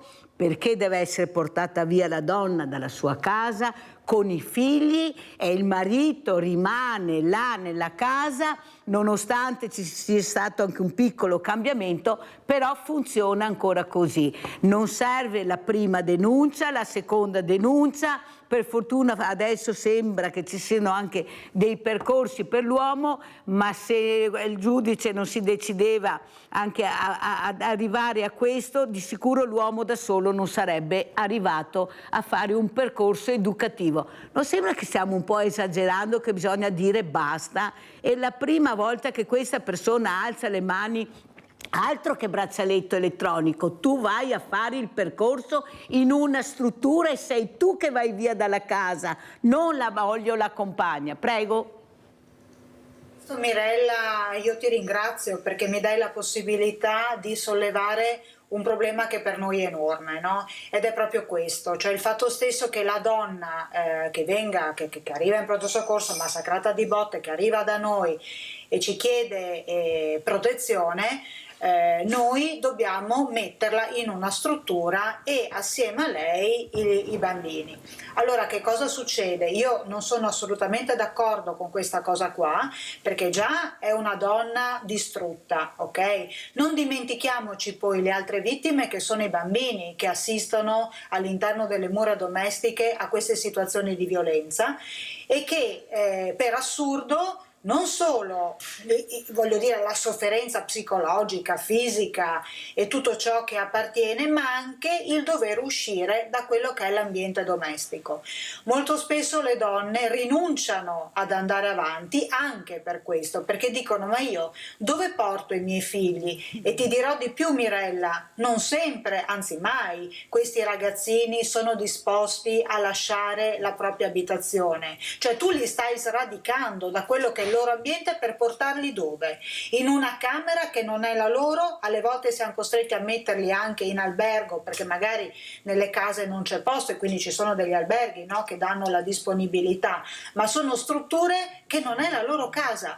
Allora io mi chiedo perché già devo affrontare un percorso che non è facile, assieme a me lo devono affrontare anche i ragazzi, ma perché deve cambiare drasticamente la vita delle vittime e non invece, passami il termine, del carnefice? Allora, è vero che non possiamo metterli tutti in carcere, ma dobbiamo trovare una soluzione che consenta a questi uomini di essere messi in un posto dove non possono più essere pericolosi, no? Quindi la sicurezza per la donna è fare in modo che sicuramente questo uomo non me la vada a riprendere, come è successo anche qua, Mirella. Sì, va bene, messo agli arresti domiciliari, braccialetto elettronico con un diritto di uscita di 2 giornate, aveva il divieto di avvicinamento, aveva il braccialetto elettronico, Mirella l'ha uccisa, ma certo, perché a prendere un treno e quando ti viene tolto il braccialetto elettronico, quindi ovviamente lui era libero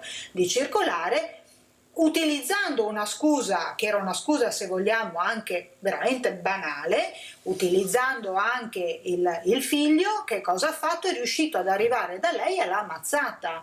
Quindi la vera sicurezza, è chiaro che in situazioni molto di estrema pericolosità, è vero, è il carcere, perché lì stanno chiusi e sono sotto controllo, ma nel momento in cui decidiamo di non metterli in carcere, bisogna organizzarci con strutture dove l'uomo può essere portato, ho la certezza che non vada dalla donna a farle del male, ma ho anche l'altrettanta certezza che questo uomo deve essere aiutato. Grazie avvocato, devo correre, se no non ce la faccio, abbiamo anche Livio in linea, vai Livio.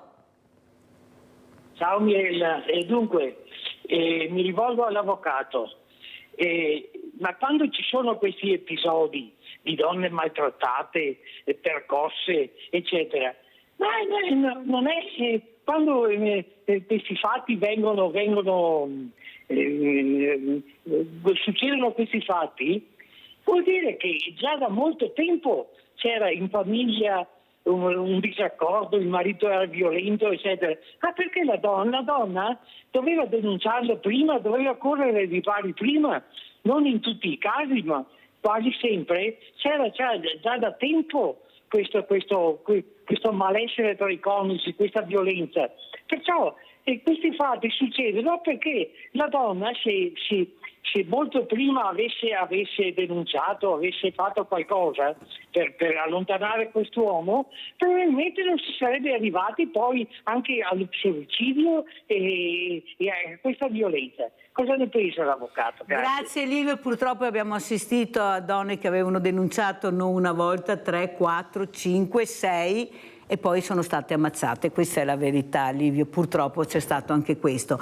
Però sento freddo, sento tanto freddo, almeno mi riscaldo un po', ma non ho i soldi per riscaldarmi. Architetto, cosa faccio? Come si posso fare per riscaldarmi, per non spendere queste bollette pazze, questi consumi veramente che ci fanno andare fuori di testa? Non so, siamo il paese dove si spende di più anche per l'energia. Prego, architetto. Grazie Mirella per l'invito innanzitutto, grazie agli ospiti e ai telespettatori. Prima, quando il dottor Ioverno è intervenuto, mi sollecitava una lettura, no? Heidegger, e quindi questo filosofo che nasce verso la fine dell'Ottocento, scrive moltissimo e poi scrive anche sull'abitare, dice aver cura.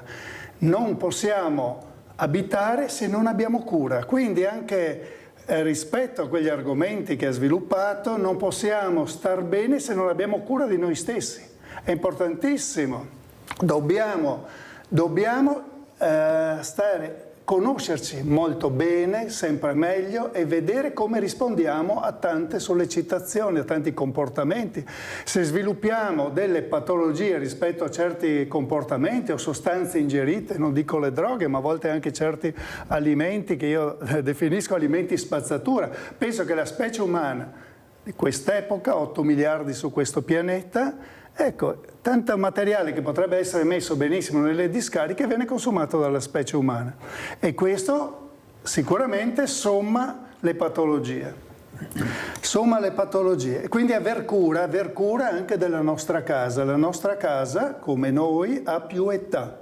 Quando nasce, cresce, già proviene dalla composizione di materiali, volumi e poi con il tempo, se ha la fortuna che non arrivano terremoti, inondazioni, non dico tornadi, eccetera, che la distruggono, la casa ha bisogno di continua attenzione, continue cure. Non possiamo mica stare lì a pensare che durerà così fra 100 anni, 200, 500.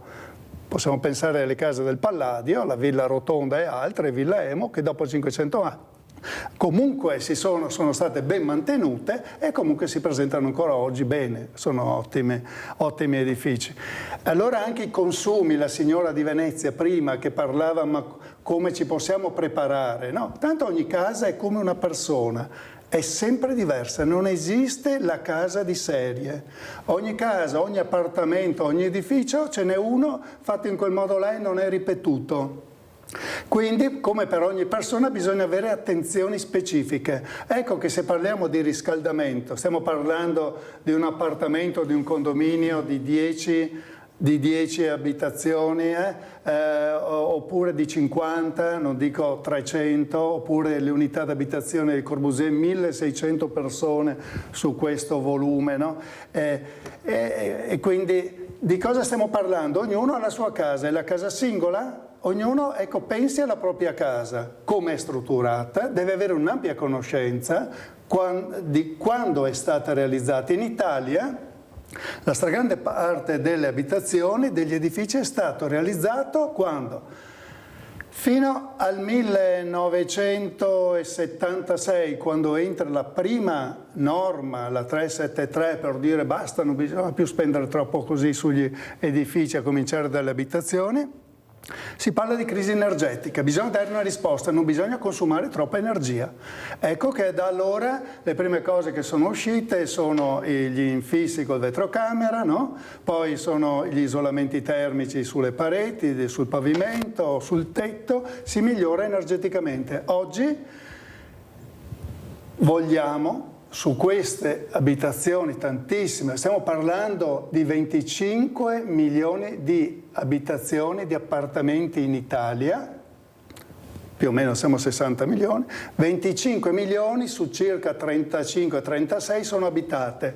Vuol dire che ognuno deve fare i conti su come condurre bene questa casa, sì, anche ma dal punto di vista dei costi. Architetto, ma mi viene spontanea la frase: e chi mi dà i soldi per mettere? Chi mi dà i soldi? No, ecco. Perché con 600-700 euro di pensione, bravissima Mirella, o con 2 stipendi che non ce la faccio, tanto è vero che arrivano i banchi alimentari, capisci bene che non è che posso riscaldarmi più di tanto. Bravissima, questo è proprio il punto dove bisogna arrivare. Allora, con 600 euro di pensione, non dico 1.200 per i più fortunati o cos'altro, con 1.200-1.500 euro al mese di stipendio o salario non si va da nessuna parte, non si può mettere mano alla casa, migliorarla anche energeticamente, no, perché non hai i soldi per fare, magari hai 1, 2, 3 figli che vanno a scuola, non dico all'università, ecco, devi chiedere i finanziamenti se ti va bene, se te li danno. Allora il punto è, da qualche anno in qua gli stipendi si sono sempre abbassati. Veloce, architetto, per devo andare allora avanti. cosa fare? Adesso non c'è più la politica di rialzo degli stipendi no, adesso c'è una nuova politica, quella di cosa? È una specie di, la chiamano premialità. Allora, il tuo stipendio è quello, non te lo tocchiamo, non dico te lo abbassiamo, però se tu fai delle cose o farai delle cose che sono, per esempio, non so, il miglioramento energetico dell'edificio, hai una certa IRPEF, probabilmente ce l'hai se lavori, se sei pensionato, eccetera, noi fino a un certo tetto, 96.000 euro se è la tua prima casa, ti diamo la possibilità di fare degli investimenti e recupererai in 5-10 anni il 50%, cioè ti danno dei premi se fai questi interventi per migliorare energeticamente. Allora avete capito che chi è Alfredo che mi ha chiamato, queste donne che si mettono 3 paia di pantaloni, 3 maglioni, il cappotto prima di andare a letto, dovrete continuare così, perché a quello che dice, a quello che abbiamo sentito dall'architetto, non è cambiato nulla.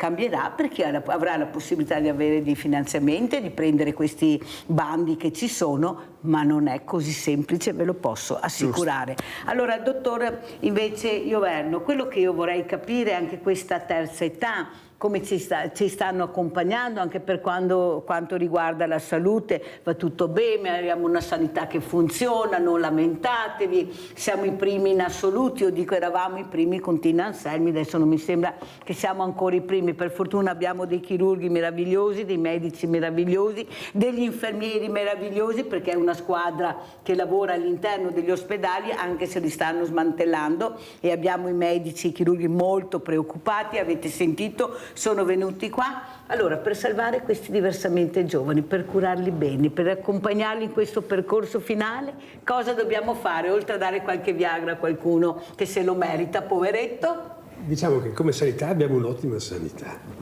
Quella pubblica è ottima, ma sta andando giù a picco, e mi fermo qua. L'ha detto il dottore. Ecco, però sanità, se mettiamo privata, certo.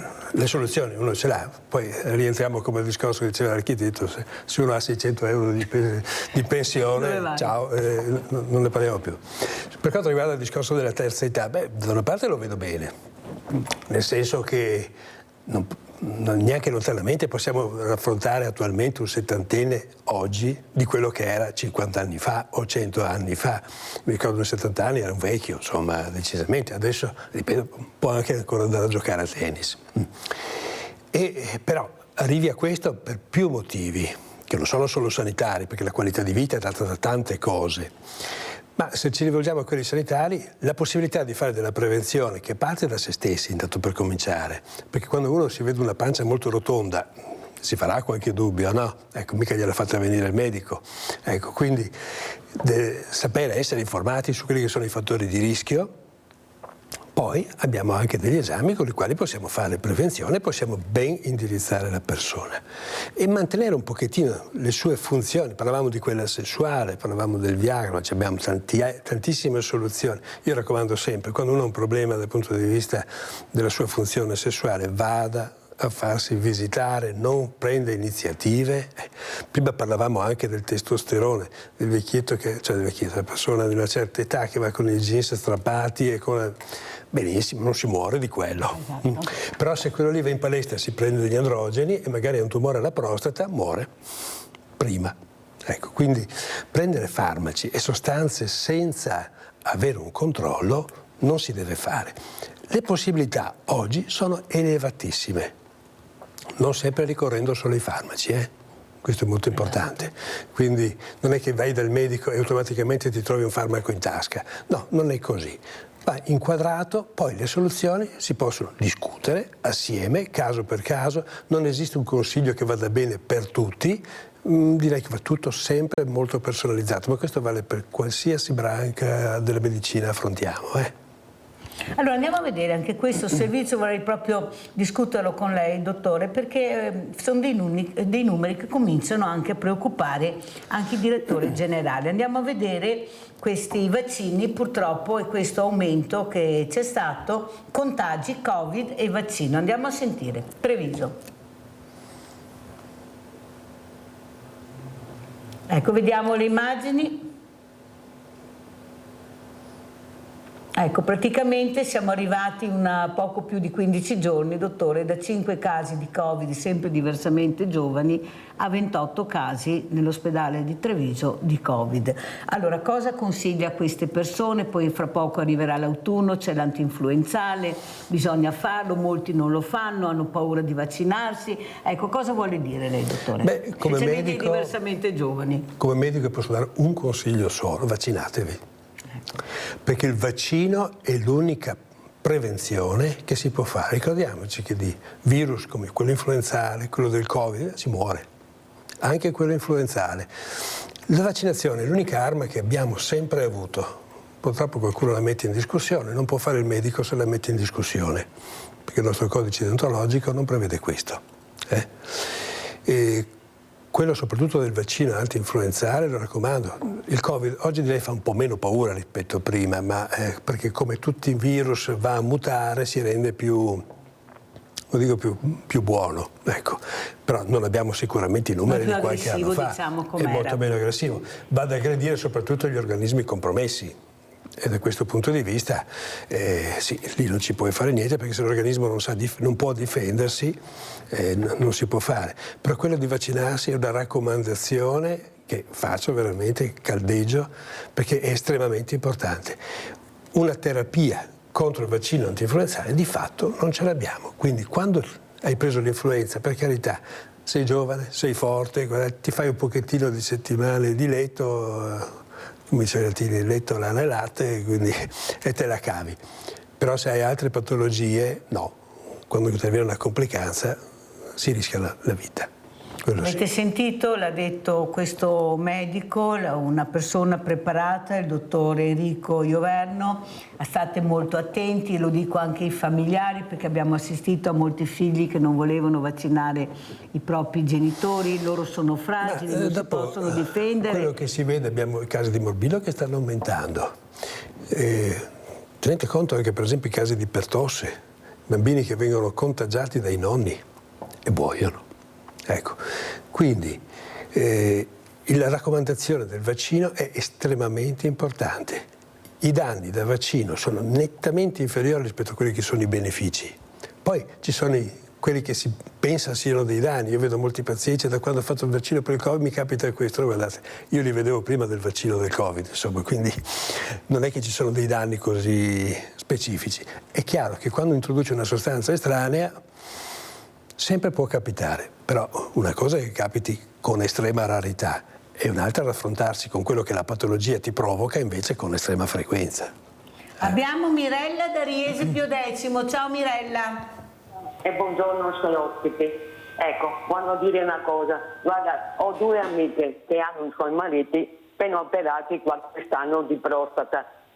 Allora parliamo insieme, ti diciamo qualcosa, insomma, con queste amiche. Allora mi dicono che una 7 anni che non fa più stesso col marito. Per via di questa prostata è stato operato, va bene, ma dopo si rinchiude, si butta in divano, non ha più voglia di fare niente, di parlare, di niente. Non va bene neanche questo. Questa povera donna e quell'altra, lo stesso.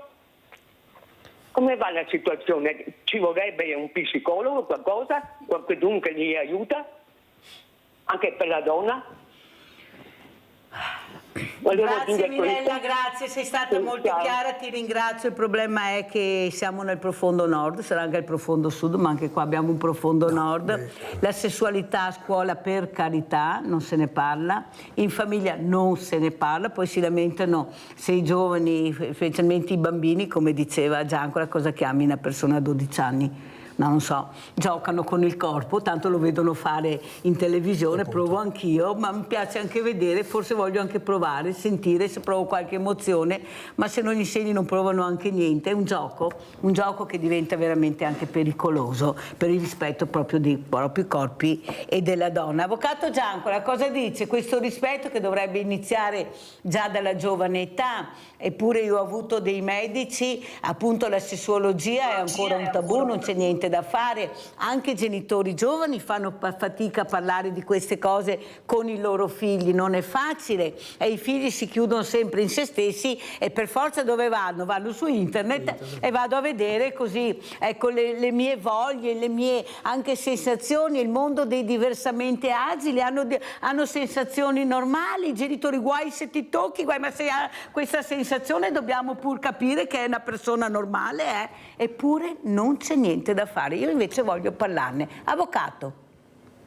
Guarda Mirella, intanto dovremmo partire dalle famiglie, no? Cioè la famiglia, allora, anzi io partirei dalla conoscenza, perché quello che si conosce non fa paura. Il problema qual è? Che molte persone, e sono assolutamente d'accordo col dottore, arrivano dal medico, dall'avvocato e ci dicono no perché io ho visto su Google, allora su Google oppure la mia amica, il mio zio e via dicendo. Allora, quello che voi sentite e quello che voi leggete, non avendo le basi per poter capire quello che uno legge, non è conoscenza. Le famiglie, il rapporto, perché partiamo dalla famiglia con i ragazzi, no? Allora tu sai Mirella che io lo dico sempre, io non sono amica dei miei figli, io sono la mamma dei miei figli, ma con i miei figli cerco di parlare il più possibile, di entrare in empatia con loro, di capire e di parlare il loro linguaggio in base all'età che hanno, ok? E credo che abbiamo noi il dovere di formare i nostri figli, di educarli anche su quello che è l'aspetto sessuale, perché non c'è solo il bello, ma ricordiamo tutto quello che può comportare un rapporto sessuale non protetto, con chi, cioè le malattie sessualmente che si possono diffondere sessualmente. Allora, ti dico anche che mi sono cadute le braccia perché nel 2025 mi sono sentita dire da un insegnante, avvocato, i genitori nel momento in cui è stato proposto di fare della formazione anche sull'aspetto sessuale ai ragazzi, quindi parlo dei ragazzi alle medie, i genitori hanno detto di no. Allora nel 2025 trovo che sia inaccettabile. Poi c'è il risvolto dei social, perché ovviamente no, quello che per noi poi dopo è tutto reato, che sono i sexting, queste immagini di queste ragazzine che si fanno le foto nude e che le mandano in giro per il mondo, perché postare una foto tu sai che fa il giro del mondo, ok?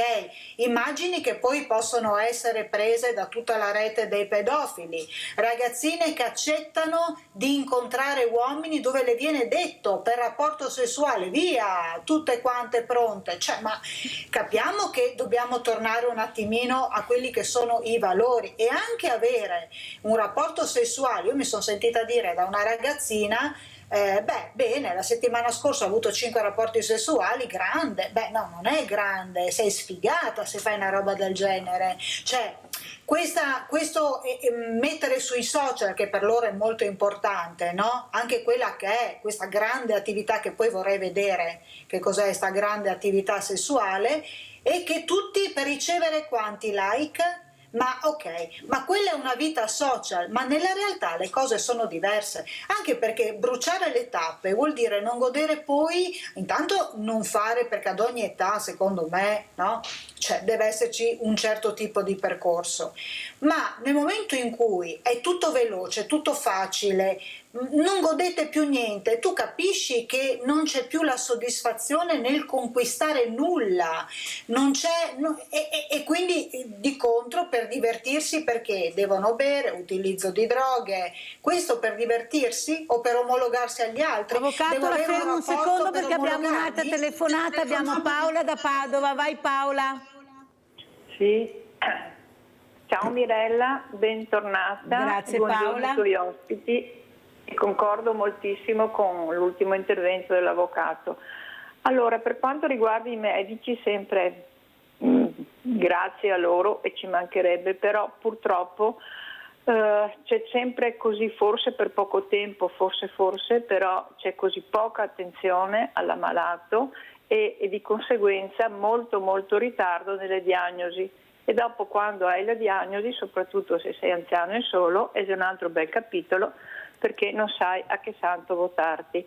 Però, se mi permette, volevo discutere o fare un'osservazione su un'affermazione che comunque è dell'intervento del dottore, quando ha detto, concordo su quasi tutto, escluso una cosa, che non bisogna mettere in dubbio, non parlo ovviamente dei vaccini, ma parlo di tutta la medicina, non bisogna, che un medico non ha diritto, non è degno di questo nome, se osa mettere in dubbio, in questo caso, i vaccini.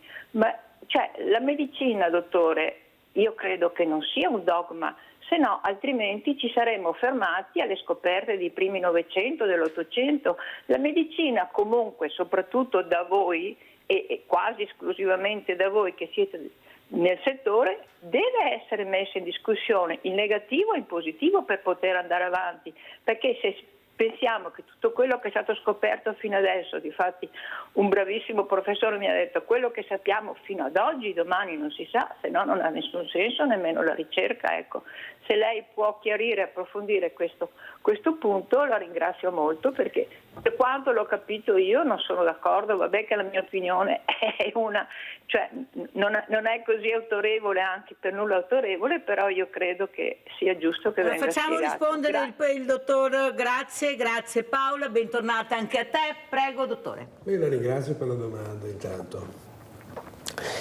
Sono perfettamente d'accordo che tutto quanto può essere messo in discussione, però deve essere scientificamente dimostrato. Se non è scientificamente dimostrato e fa parte di pareri, non vale niente. Oggi, per quanto riguarda il discorso dei vaccini, è scientificamente dimostrata la loro efficacia, quindi come medici siamo costretti a doverli consigliare, ma costretti fra virgolette, cioè nel senso perché abbiamo delle dimostrazioni scientifiche importanti. Qualora venissero meno domani, per carità, diventano importanti le altre osservazioni scientifiche, ma fare un'osservazione scientifica vuol dire aver fatto dei lavori dove tutte queste cose da dimostrare sono state fatte con certo rigore, con estremo rigore. Quindi non sono pareri, sono dimostrazioni scientifiche.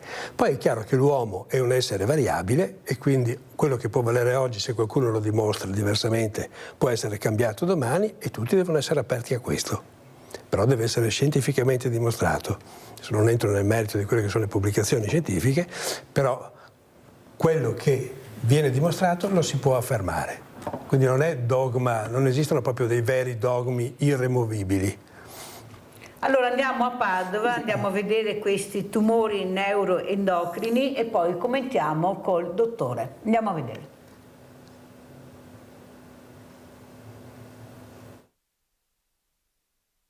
Tumori non più tanto rari, quelli neuroendocrini, di cui a Padova si occupa da anni il GOM, gruppo oncologico multidisciplinare, in cui collaborano il Dipartimento di Medicina e quello chirurgico dell'azienda Ospedale Università.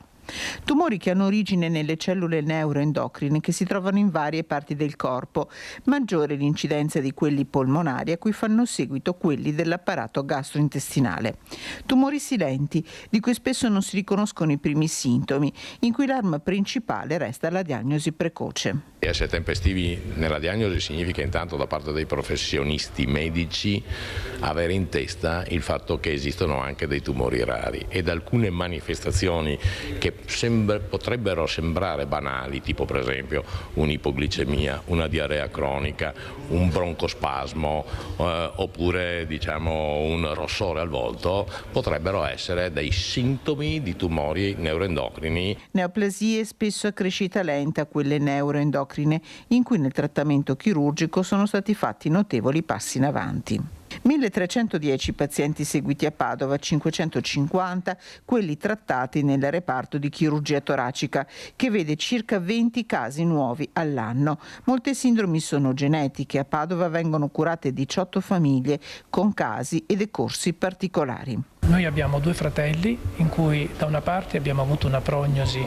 con numerose neoplasie fino al decesso e dall'altra parte un fratello di età vicina, diciamo di 2-3 anni di meno, che ha soltanto delle neoplasie non secernenti che sono lì ferme.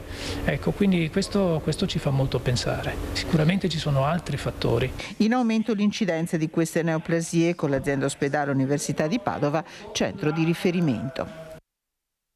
Siamo col dottore Enrico Ioverno, questo servizio che abbiamo visto, avete sentito che numeri importanti, prego dottore. Sì, di fatto poi dopo sono abbastanza rari, ci si pensa soprattutto quando esiste una familiarità, come il carcinoma midolare della tiroide e così via, però non sono proprio frequentissimi, diventano qualcosa di più importante come nel servizio quando andiamo su centri di riferimento, che ne vedono tanti, però bisogna pensarci qualche volta.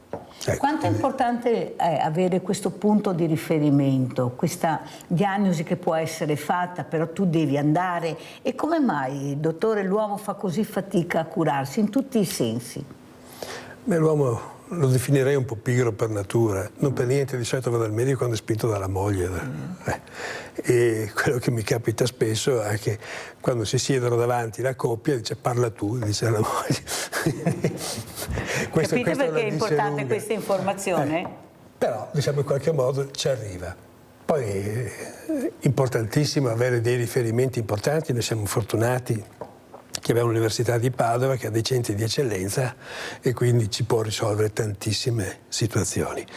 Però tutto parte dal basso, cioè i sintomi non te li tenere, vieni a dirli, poi sarà il medico che dovrà riuscire a capirli, naturalmente con qualche difficoltà perché per esempio le malattie neuroendocrine sono piuttosto difficili da diagnosticare qualche volta. Però magari fare degli esami del sangue, delle urine. L'importante è pensarci. Ogni 2 anni, magari cosa dice, dottore? Cosa consiglia questi esami del sangue? Direi, su questo mi porrei dell'attenzione. Cioè, molto spesso vengono fatti esami del sangue, così come i famosi pacchetti che vengono messi a disposizione. E qualche volta capita di trovare un esame alterato in una persona che è perfettamente normale, poi si innesca una via crucis proprio direi, tranne alcune cose, per esempio la glicemia, un colesterolo, cioè fattori di rischio per una persona, tutti gli altri esami farli solamente se c'è un'indicazione medica. Ecco, quindi non andiamo a fare esami indiscriminatamente, sono una spesa. Sto bene ma mi faccio gli esami, ma se stai bene cosa ti fai gli esami? Ecco, allora cosa vuol dire stare bene, no? Cioè non sento sintomi, e allora potrei avere una glicemia che magari è ai limiti, potrei avere un colesterolo che magari potrebbe essere fuori perché non mi dà nessun sintomo. Ecco, alcune cose del genere possono essere fatte, non sicuramente ogni 6 mesi, capisci subito con un esame da che parte stai.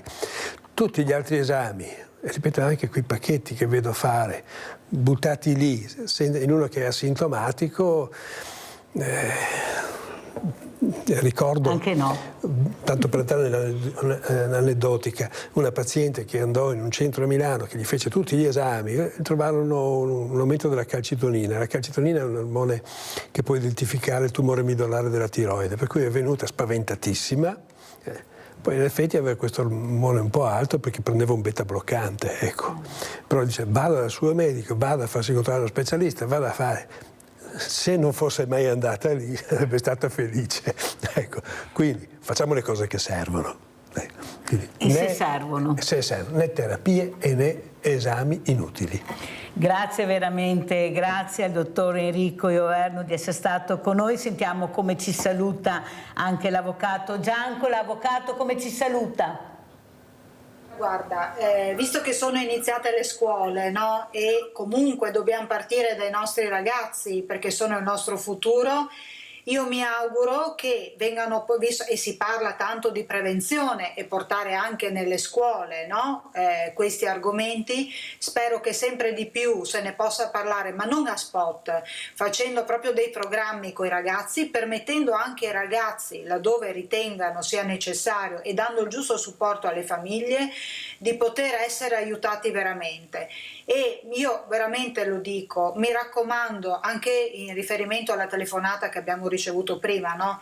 Di donne che poi, come dicevi tu Mirella, non è vero che non denunciano e poi però arrivano a essere ammazzate. Allora veramente lo chiedo a tutte le persone che stanno accanto a queste persone, è un dovere civico che noi abbiamo di segnalare, perché se non vengono segnalate nessuno lo sa, non c'è nessun timore nel farlo perché si rimane nell'anonimo, però ogni mano che viene tesa può essere una vita salvata, e anche nei confronti dei ragazzi. Quindi i genitori, quando vengono chiamati dagli insegnanti, che sono quelli che vedono i nostri figli in un contesto diverso dalla casa e per tante ore al giorno, non è sei un cattivo genitore, ma assieme all'insegnante, laddove ci sia un problema, abbiamo il dovere di aiutare questi ragazzi. Non è una vergogna, e soprattutto Mirella, può succedere a tutti, nessuno è immune.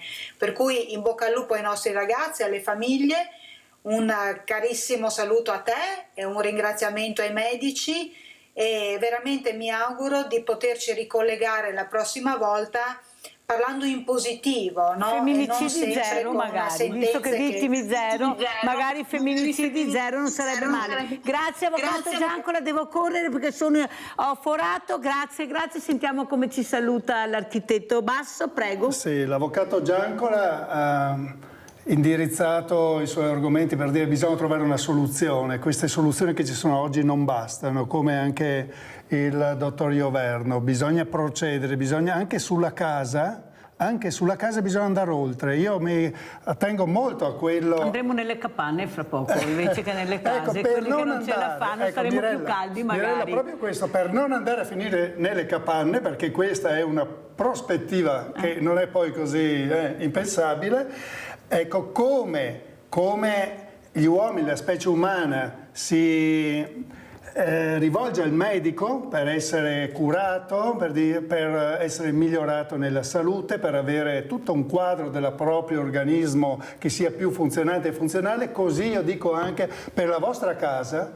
Ecco, affidatevi a delle tecnici competenti che vi guidino, che magari adesso nel 2026 se i governi recepiscono le indicazioni dell'Unione Europea, potrebbero esserci a disposizione una certa quantità di denaro per cui potrete magari migliorare la vostra casa con dei soldi che non sono solo vostri, che sono della comunità. Ecco, per il bene della comunità. Grazie. Basta arrivare a riuscire ad averli, che non è sempre così facile. Grazie ai miei ospiti. Pubblicità.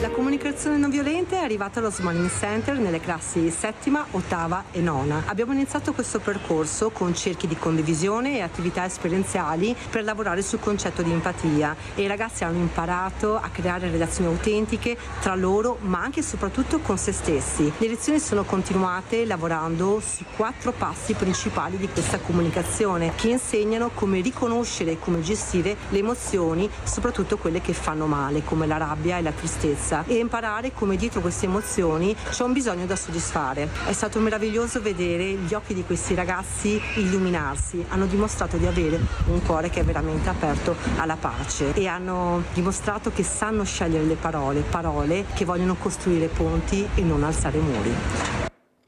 Ed è con noi Paola Viola, che ringrazio tantissimo, presidente Una Mano per un Sorriso for Children, è qui con noi appena tornata, perché diciamo proprio appena tornata da questo posto meraviglioso che poi spiegherà con questi bambini e ragazzi meravigliosi. Noi assieme avevamo presentato un progetto per cercare di dare anche un contributo a quei ragazzi che hanno perso un po' la via della ragione, a quei ragazzi che una ne pensano e 100 ne fanno di sbagliate invece per farne fare 100 di giusto. Ma il nostro progetto purtroppo era arrivato a veramente una scala anche abbastanza alta, poi si è bloccato tutto, non sappiamo il perché, non sappiamo per quale motivo. Avevamo trovato anche lo sponsor che permetteva di fare questo viaggio a quei ragazzi ribelli, qualcuno terribile, che hanno perso questo percorso di strada. Però noi non molliamo, vero Paola? No. Noi continuiamo a esserci. Saluto anche Francesca Brotto, autrice, attrice, drammaturga, e anche il professor Giorgio Sandrini, già ordinario di neurologia. Grazie a voi di essere qui, parleremo di tante cose come sempre, ma cose importanti. Allora Paola, cosa hai visto? Cosa ti sei portata in Italia da questo viaggio, uno dei tanti viaggi che hai fatto con queste creature meravigliose che abbiamo? Sì, allora niente, infatti i video che ti ho portato oggi, 2 parlano proprio di questo progetto specifico che è iniziato quest'anno con Alessandra Grespan, che è una dottoressa appunto specializzata, e la cosa incredibile della comunicazione non violenta, di portare la comunicazione non violenta in un luogo dove la violenza regna sovrana, ma soprattutto anche l'indifferenza, no? Quindi anche la violenza subita nel non essere ascoltati, nel non essere capiti, nel non essere compresi, ci ha fatto capire quanto importante è parlare di questi temi con i giovani, con i ragazzi, perché i ragazzi sono pronti, attenti anche a mettersi in discussione. In particolare durante una seduta di queste lezioni abbiamo parlato proprio della loro realtà, no? Quindi... Spieghiamo anche dov'eri per chi non lo sa. Sì, esatto, scusate. Allora, io sono appena rientrata dal Kenya, sono Paola Viola, la presidente di Una Mano per un Sorriso for Children, e in Kenya noi gestiamo delle strutture scolastiche e dei centri di sviluppo dei talenti per i bambini che vivono nelle baraccopoli di Nairobi. E appunto quest'anno, ogni anno cerchiamo di sfidarci portando dei programmi, dei progetti che poi in un certo senso, Mirella, sono anche cose che vorremmo vedere attuare qui, no? Vorremmo vedere realizzate qui, e allora ci chiediamo: ma perché queste cose funzionano in questo modo e sono realizzabili anche in un luogo appunto dove tutto il contesto, direbbe no, è difficile, è impossibile, si ottengono dei risultati incredibili dove gli stessi ragazzi ci fanno capire quanto l'empatia, l'ascolto siano comunque delle doti naturali che abbiamo, ma che vanno sviluppate e alimentate ogni giorno, ma che questo porta sicuramente a dei risultati. In particolare una delle lezioni più commoventi è stata proprio quella sulla discarica di Dandora, che è la seconda discarica più grande a cielo aperto, più grande di tutta l'Africa. i nostri utenti, cioè quindi i nostri bambini e le nostre famiglie, vivono e lavorano per il 90% proprio all'interno di questa discarica, quindi sono a tutti gli effetti l'ultimo anello della catena, no? Quel famoso anello che noi stiamo cercando di spezzare, dando loro le competenze, le abilità e le conoscenze necessarie per capire quanto loro non debbano accontentarsi di continuare a essere al servizio di questo sistema che li ha messi in questo posto. E quindi parlare della discarica di Dandora con loro, che è il luogo dove i loro genitori lavorano ogni giorno, dove loro sarebbero se la scuola non fosse aperta, è stato veramente commovente, perché ragionare con loro sul ma che cos'è questo luogo, e la loro prima risposta è un luogo dove noi troviamo cibo, dove troviamo riparo, dove troviamo altre persone, dove si creano relazioni, aiutarli a ragionare sul fatto sì, ma che cibo, no? Quindi anche tutto il percorso fatto dall'anno scorso col docente Simone Gavazzi, sempre in Kenya, dove noi abbiamo insegnato i diritti umani alle persone ai quali i diritti sono violati. Ok? E quindi aiutarli a ragionare sul fatto sì, ma non è la prima scelta, è qualcosa, cioè questo cibo è un cibo avanzato dal consumismo, dallo spreco, no? E perché voi vi dovete accontentare di mangiare qualcosa che è stato già scartato da altre persone, no? Quindi c'è un sistema, Mirella, c'è una...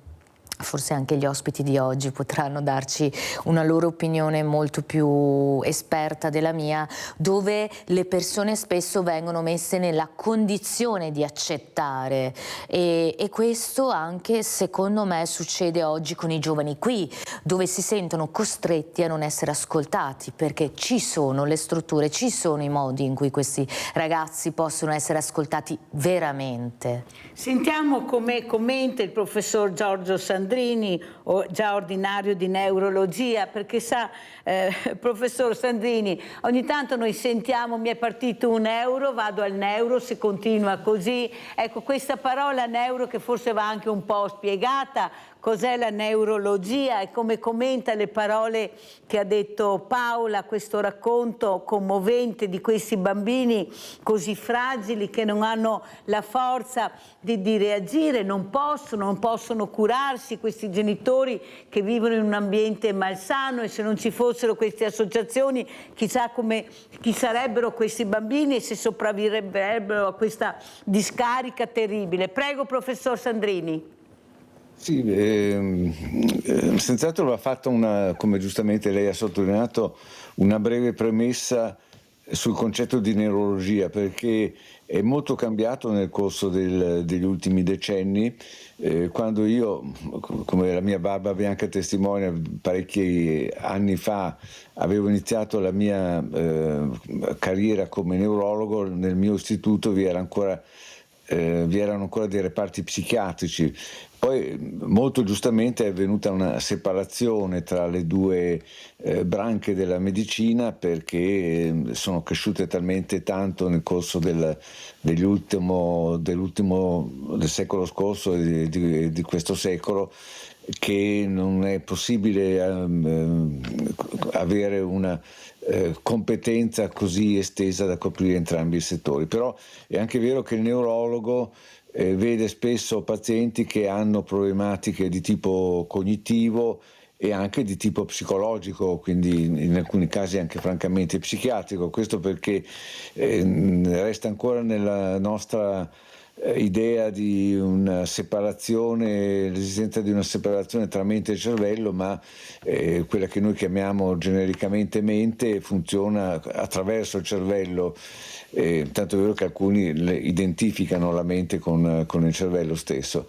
E quindi nell'ambito della neurologia si sono create poi delle subspecializzazioni, proprio perché il numero di conoscenze è diventato veramente enorme.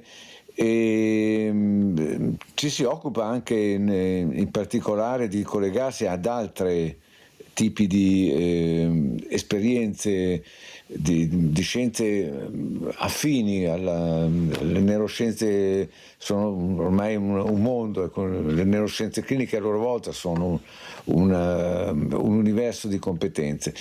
Il neurologo si trova a gestire spesso delle problematiche cliniche che dicevo sono spesso molto sfaccettate e quindi richiedono in ogni caso delle competenze in qualche maniera, perlomeno dei collegamenti interdisciplinari. Per venire alla domanda, io credo che sia molto importante che il medico, il neurologo, i vari specialisti vengano sensibilizzati e sensibilizzino poi anche le persone con cui entrano in contatto e con cui loro possono esercitare, su cui loro possono esercitare un rapporto, alla sottolineatura della importanza fondamentale dei processi educativi. In questo senso purtroppo noi assistiamo ad un processo che va in una tendenza opposta, questo anche ne parleremo poi tra poco, anche per demerito diciamo della cosiddetta intelligenza artificiale, dei media, quindi si sono perse molte delle possibilità di costruzione di una vera cultura che comprendeva anche dei valori etici che purtroppo oggi noi spesso vediamo venir meno. Quindi è assolutamente un grande merito che esistano associazioni, fondazioni come quella che avete coinvolto in questa intervista, perché i processi educazionali sono fondamentali. Questo ovviamente vale per queste situazioni estreme, ma vale anche per quella che è la realtà nostra, dove spesso ci sono anche delle devianze, delle situazioni estreme, ma anche lo standard tende purtroppo a degradare per vari motivi su cui potremo fare qualche riflessione dopo.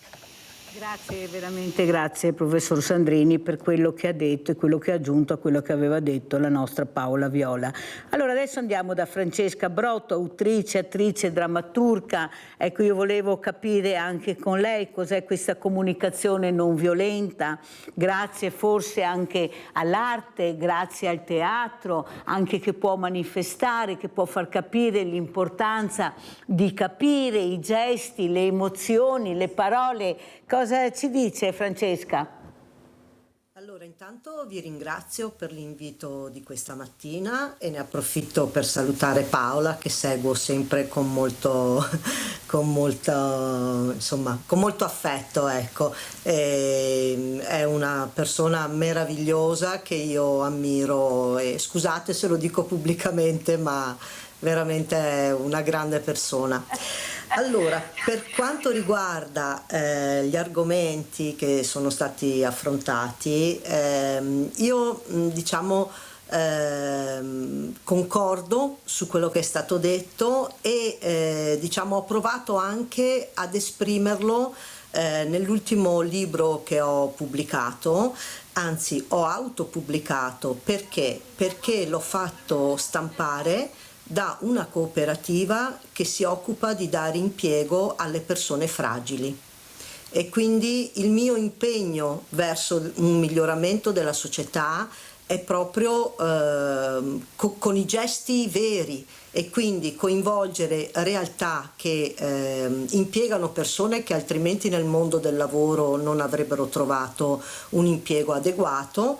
E in più è stato stampato in carta riciclata al 100%, perché appunto anche la questione ambientale è un tema molto grande, e siccome io penso che ognuno di noi nel proprio piccolo può sempre fare qualcosa per migliorare, per me insomma questa scelta è stata proprio valutata in questo senso, no? Quindi se fossi andata da un editore un'operazione del genere non avrei potuto farla, e quindi già da qui parte il mio modo di pensare ogni giorno e ogni gesto che io faccio anche nel lavoro.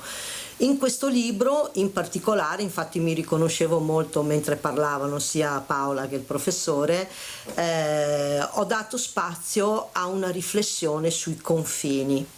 Tra l'altro io sono tornata a gennaio, ho fatto un viaggio con 2 carri funebri che siamo partiti con un gruppo di amici da Treviso a Saint-Louis in Senegal via terra, per donare dei carri funebri ad una comunità che non li aveva, e quindi per dare dignità alle persone anche nel momento della morte, ma non solo ai defunti dare dignità, ma soprattutto ai loro cari, perché dover trasportare una salma a spalla senza una bara, senza niente, oppure doverla caricare nel cassone di un pick-up non è dignitoso. E quindi in questo senso, insomma, ho anche conosciuto varie realtà in questo lungo viaggio, perché abbiamo fatto Italia, Francia, Spagna, poi siamo passati per il Marocco, abbiamo attraversato il deserto,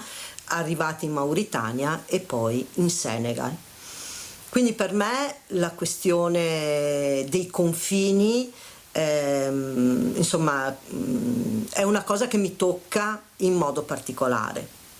Se voi volete, Abrotto, devo correre purtroppo perché il tempo è tiranno. Io tornerei proprio da Paola Viola, andiamo a vedere anche questo aggiornamento su questa costruzione di questa scuola, andiamo a vedere cosa combina Paola grazie anche all'aiuto di persone, a questa squadra di volontari dove ci sono anche tanti ragazzi che partono con lei per portare un aiuto, un contributo. Ecco, forse dovrebbero fidarsi di più di queste persone, ce ne sono veramente, ne abbiamo, però c'è qualcuno che mette paletti, non c'è niente da fare, non fanno partire questi ragazzi. Andiamo a vedere.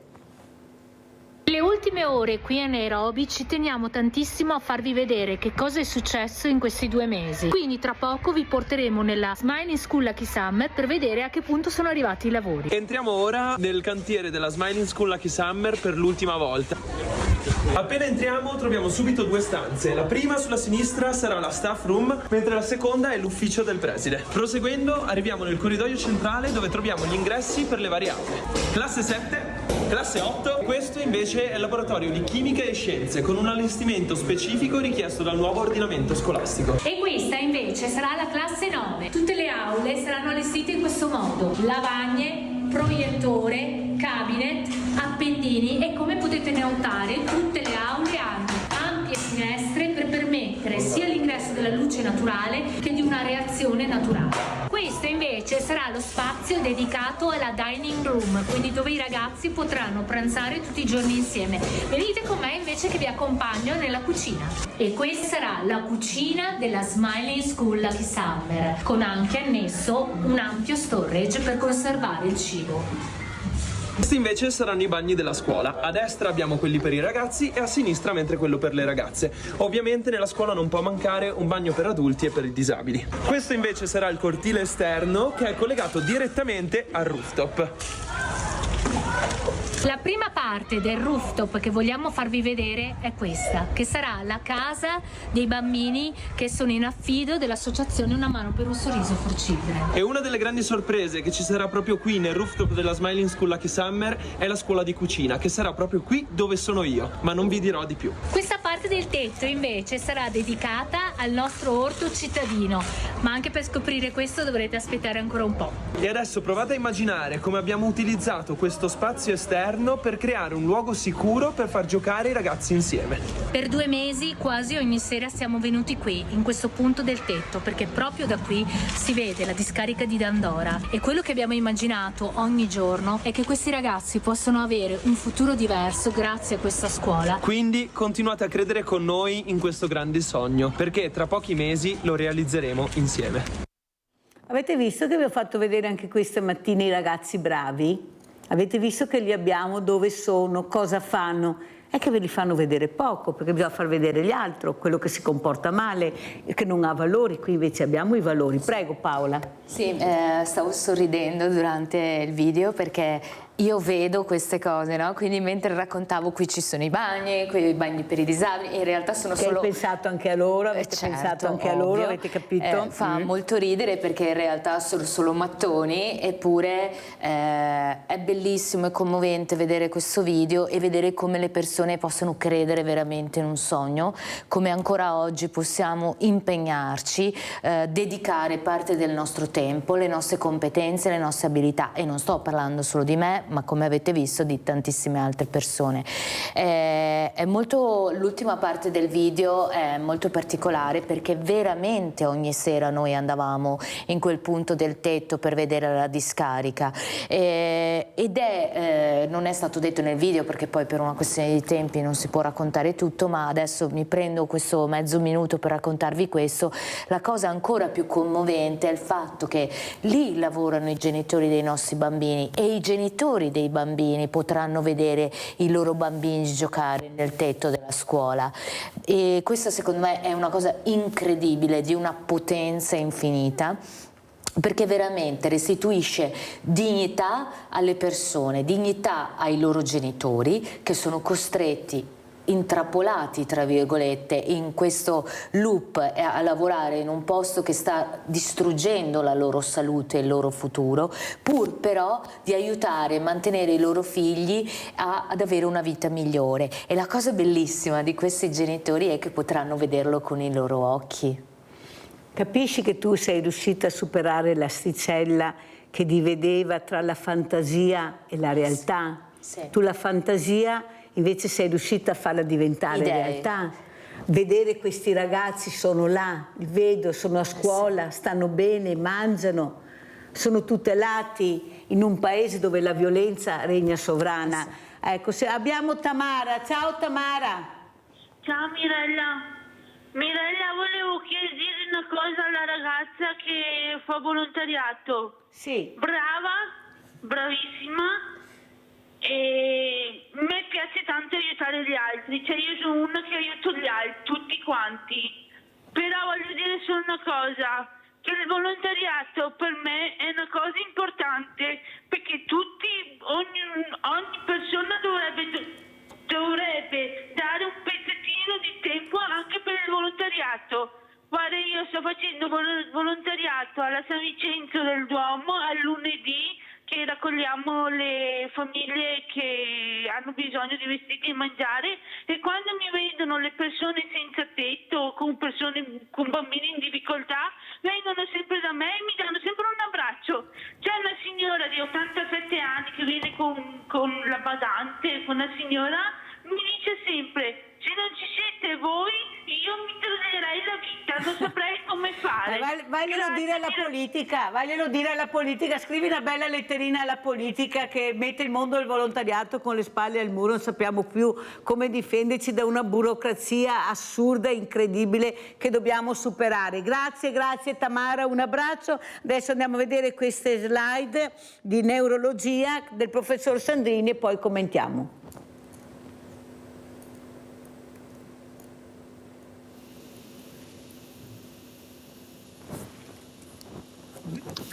Ecco, perfetto. Sì, le mie diapositive sono tratte da una relazione che ho fatto recentemente a un convegno in cui si rifletteva sul ruolo del neurologo, in particolare nel sistema di assistenza, nel sistema sanitario esistente in Italia, alla luce anche di quelli che possono essere i contributi che l'intelligenza artificiale dà, ma anche i pericoli che sono insiti nell'uso dell'intelligenza artificiale. Ecco, in particolare cerco brevemente di riassumere alcuni dei concetti base. Uno dei concetti base è che il paziente deve essere al centro delle attenzioni di tutta una serie di enti, istituti, operatori che circondano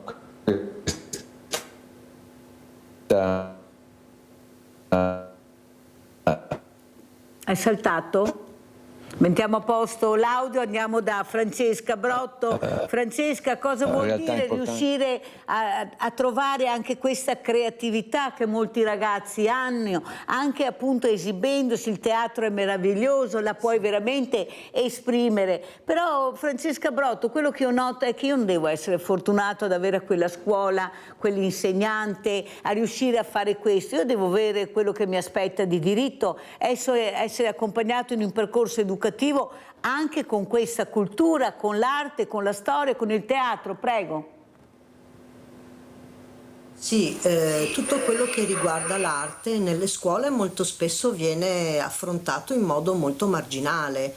Ad esempio ci sono delle scuole, almeno quelle con cui ho lavorato io nella provincia, in vari comuni della provincia di Treviso, che hanno capito il potere del teatro e della scrittura autobiografica anche per i ragazzini e soprattutto gli adolescenti, perché molte volte attraverso la scrittura e attraverso il teatro riescono ad esprimere quello che magari in un contesto di aula o con i genitori non riescono ad esprimere, perché nel momento in cui tu porti tutto in una dimensione di gioco, ma soprattutto in una dimensione in cui nessuno ti sta giudicando, perché il problema è quando noi abbiamo attorno a noi persone che giudicano, quindi l'insegnante che ti deve dare il voto, il genitore che ti dice che non va bene che tu faccia una cosa piuttosto che un'altra perché non rispecchia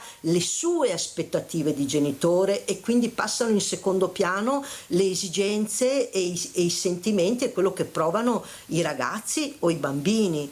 Quindi il teatro e la scrittura sono degli strumenti potentissimi, non solo tra l'altro per i ragazzi, per tutti, e soprattutto per quanto riguarda la scrittura autobiografica, che è l'ambito che mi riguarda e che io porto avanti professionalmente.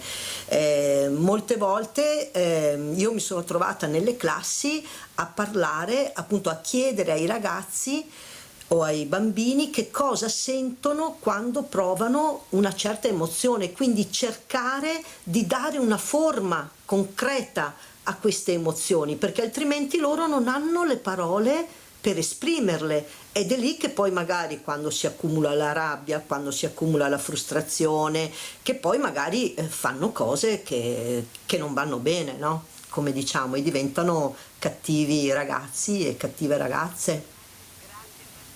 Per quello che fai, veramente grazie. Torniamo alle slide del professor Sandrini, vediamo se siamo riusciti a ricollegarci, se c'è l'audio. Eccolo qua, prego professore, ricominciamo perché se n'era andato l'audio, prego. Sì.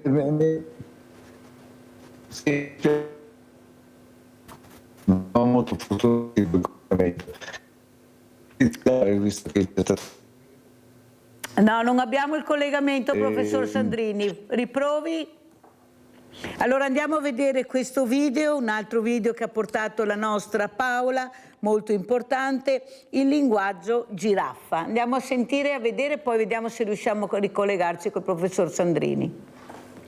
Ciao, oggi allo Smiling Center sto iniziando a spiegare il linguaggio giraffa, conosciuto soprattutto come comunicazione non violenta e anche come comunicazione empatica. Un linguaggio ideato dallo psicologo Marshall Rosenberg, conosciuto a tutto il mondo e utilizzata per relazionarsi in modo rispettoso con gli altri ma anche con se stessi. E la cosa bella è che poi aiuta anche a risolvere i conflitti con rispetto ed empatia. L'empatia è il concetto principale di questo linguaggio ed è per questo che viene anche utilizzata la giraffa come simbolo dell'empatia. Oggi infatti ai ragazzi ho introdotto questo linguaggio spiegando proprio le 3 caratteristiche della giraffa. La giraffa è l'animale terrestre con il cuore più grande ed è per questo che appunto rappresenta l'empatia, ma non solo per questo, anche perché ha un collo lungo e gli permette di avere una visuale più ampia e quindi di poter sentire e comprendere le emozioni che stanno dietro le parole che a volte noi riceviamo, anche le parole che ci feriscono. La terza caratteristica è il fatto che la giraffa è un animale veramente potente e forte, ma non usa questa forza per attaccare.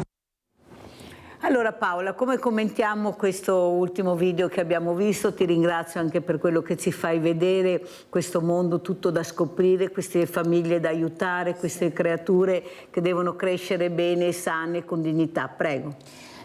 Allora, aiutare, sostenere un adolescente, poi in realtà, come ha detto Francesca, che sia qui o che viva di fronte a una discarica in Kenya, è veramente relativo, è nella nostra mente la divisione, questa divisione enorme spaziale, no?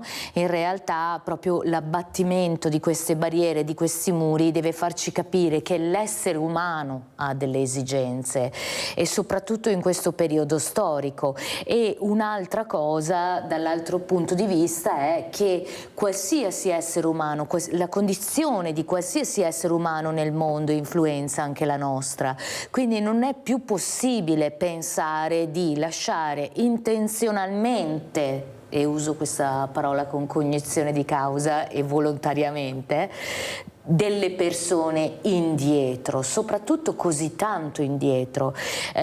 Di conseguenza, io voglio anche dire, insomma, che sempre riferendomi a Francesca, che ho visto con i miei occhi la forza e la potenza del teatro, della scrittura creativa, della scrittura autobiografica, tutte materie che stiamo portando avanti per i nostri ragazzi nello Smiling Center.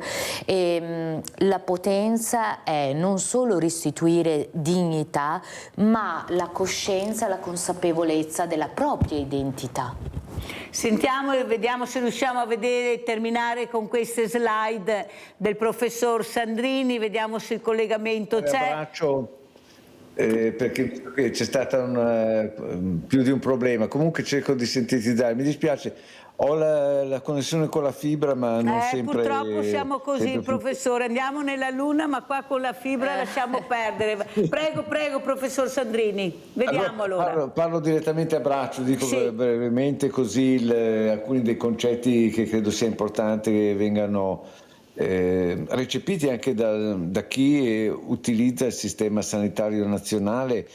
Un concetto centrale è quello del ruolo del paziente come fruitore di una serie di servizi che dovrebbero essere messi a sua disposizione, ma anche un aspetto molto importante è quella di creare una cultura, una sensibilizzazione verso quelle che sono le problematiche. Io nella mia carriera mi sono occupato in particolare di neuroreabilitazione, dolore, quindi tematiche dove il fatto di escludere degli atteggiamenti di stigma, di pregiudizio verso chi soffre di malattie disabilitanti è un elemento fondamentale, quindi il concetto di creare anche una cultura intorno al paziente su quelle che possono essere le disabilità che produce la sua malattia, questo da parte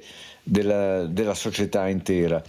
E un ruolo particolare stanno avendo negli ultimi anni, direi negli ultimi decenni, ma direi in particolare negli ultimissimi anni, sono i media e l'intelligenza artificiale. Questo perché stanno cambiando e hanno cambiato già profondamente la nostra vita.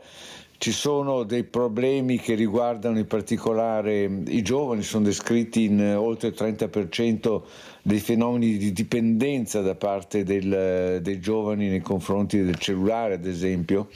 Il cellulare che viene usato ovviamente non certo solo per telefonare, ma per tutti i collegamenti col web e via dicendo.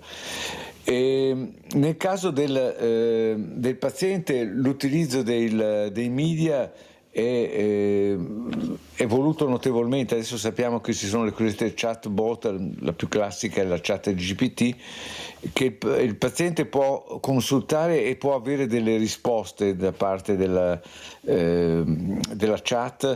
ChatGPT in campo medico. Questo ha creato non pochi problemi. Vi sono studi contrastanti, alcuni testimoniano che i pazienti apprezzano a volte le informazioni date da queste chat GPT perché sono piuttosto complesse, il linguaggio è creato completo, anche il linguaggio è stato selezionato in modo che sia più facilmente comprensibile dal paziente.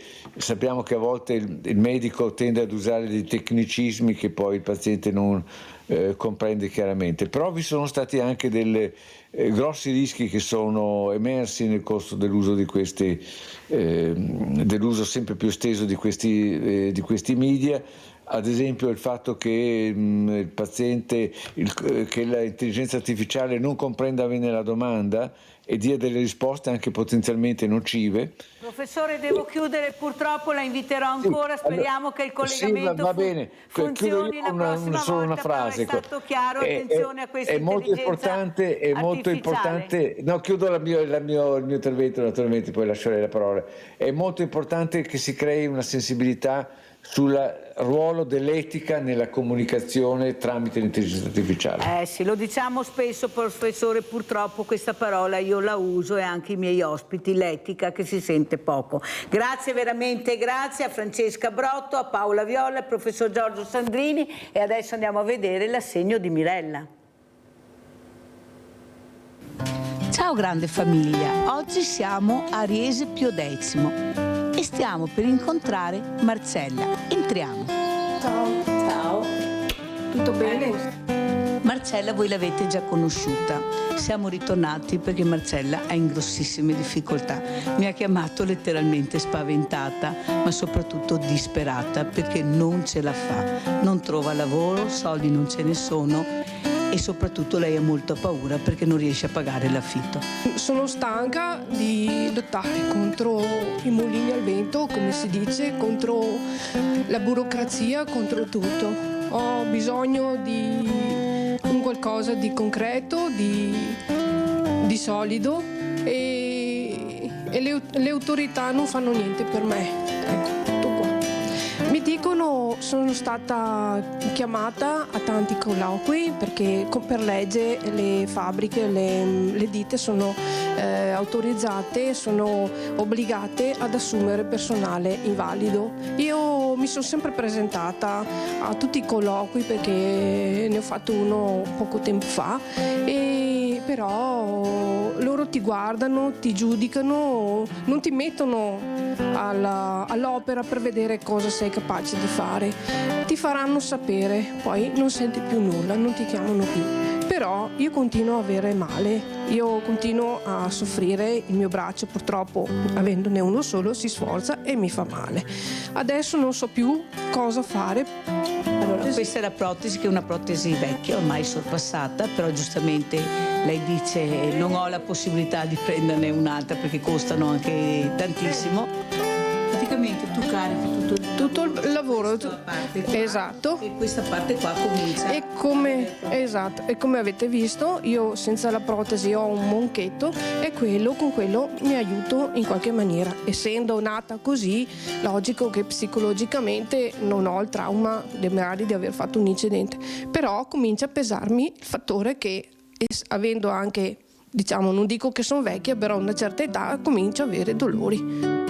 Volevo chiedere se c'è qualcuno, qualche concessionaria, qualcuno che ha una macchina con il cambio automatico, perché mi servirebbe per me, per essere autonoma, per via dell'assicurazione, quello che è mi arrangio in qualche maniera. Però vorrei chiedere se c'è questa possibilità, se qualche concessionaria o qualcuno ha una macchina che la regala, perché purtroppo io non me la posso permettere comprarla, se c'è questa possibilità.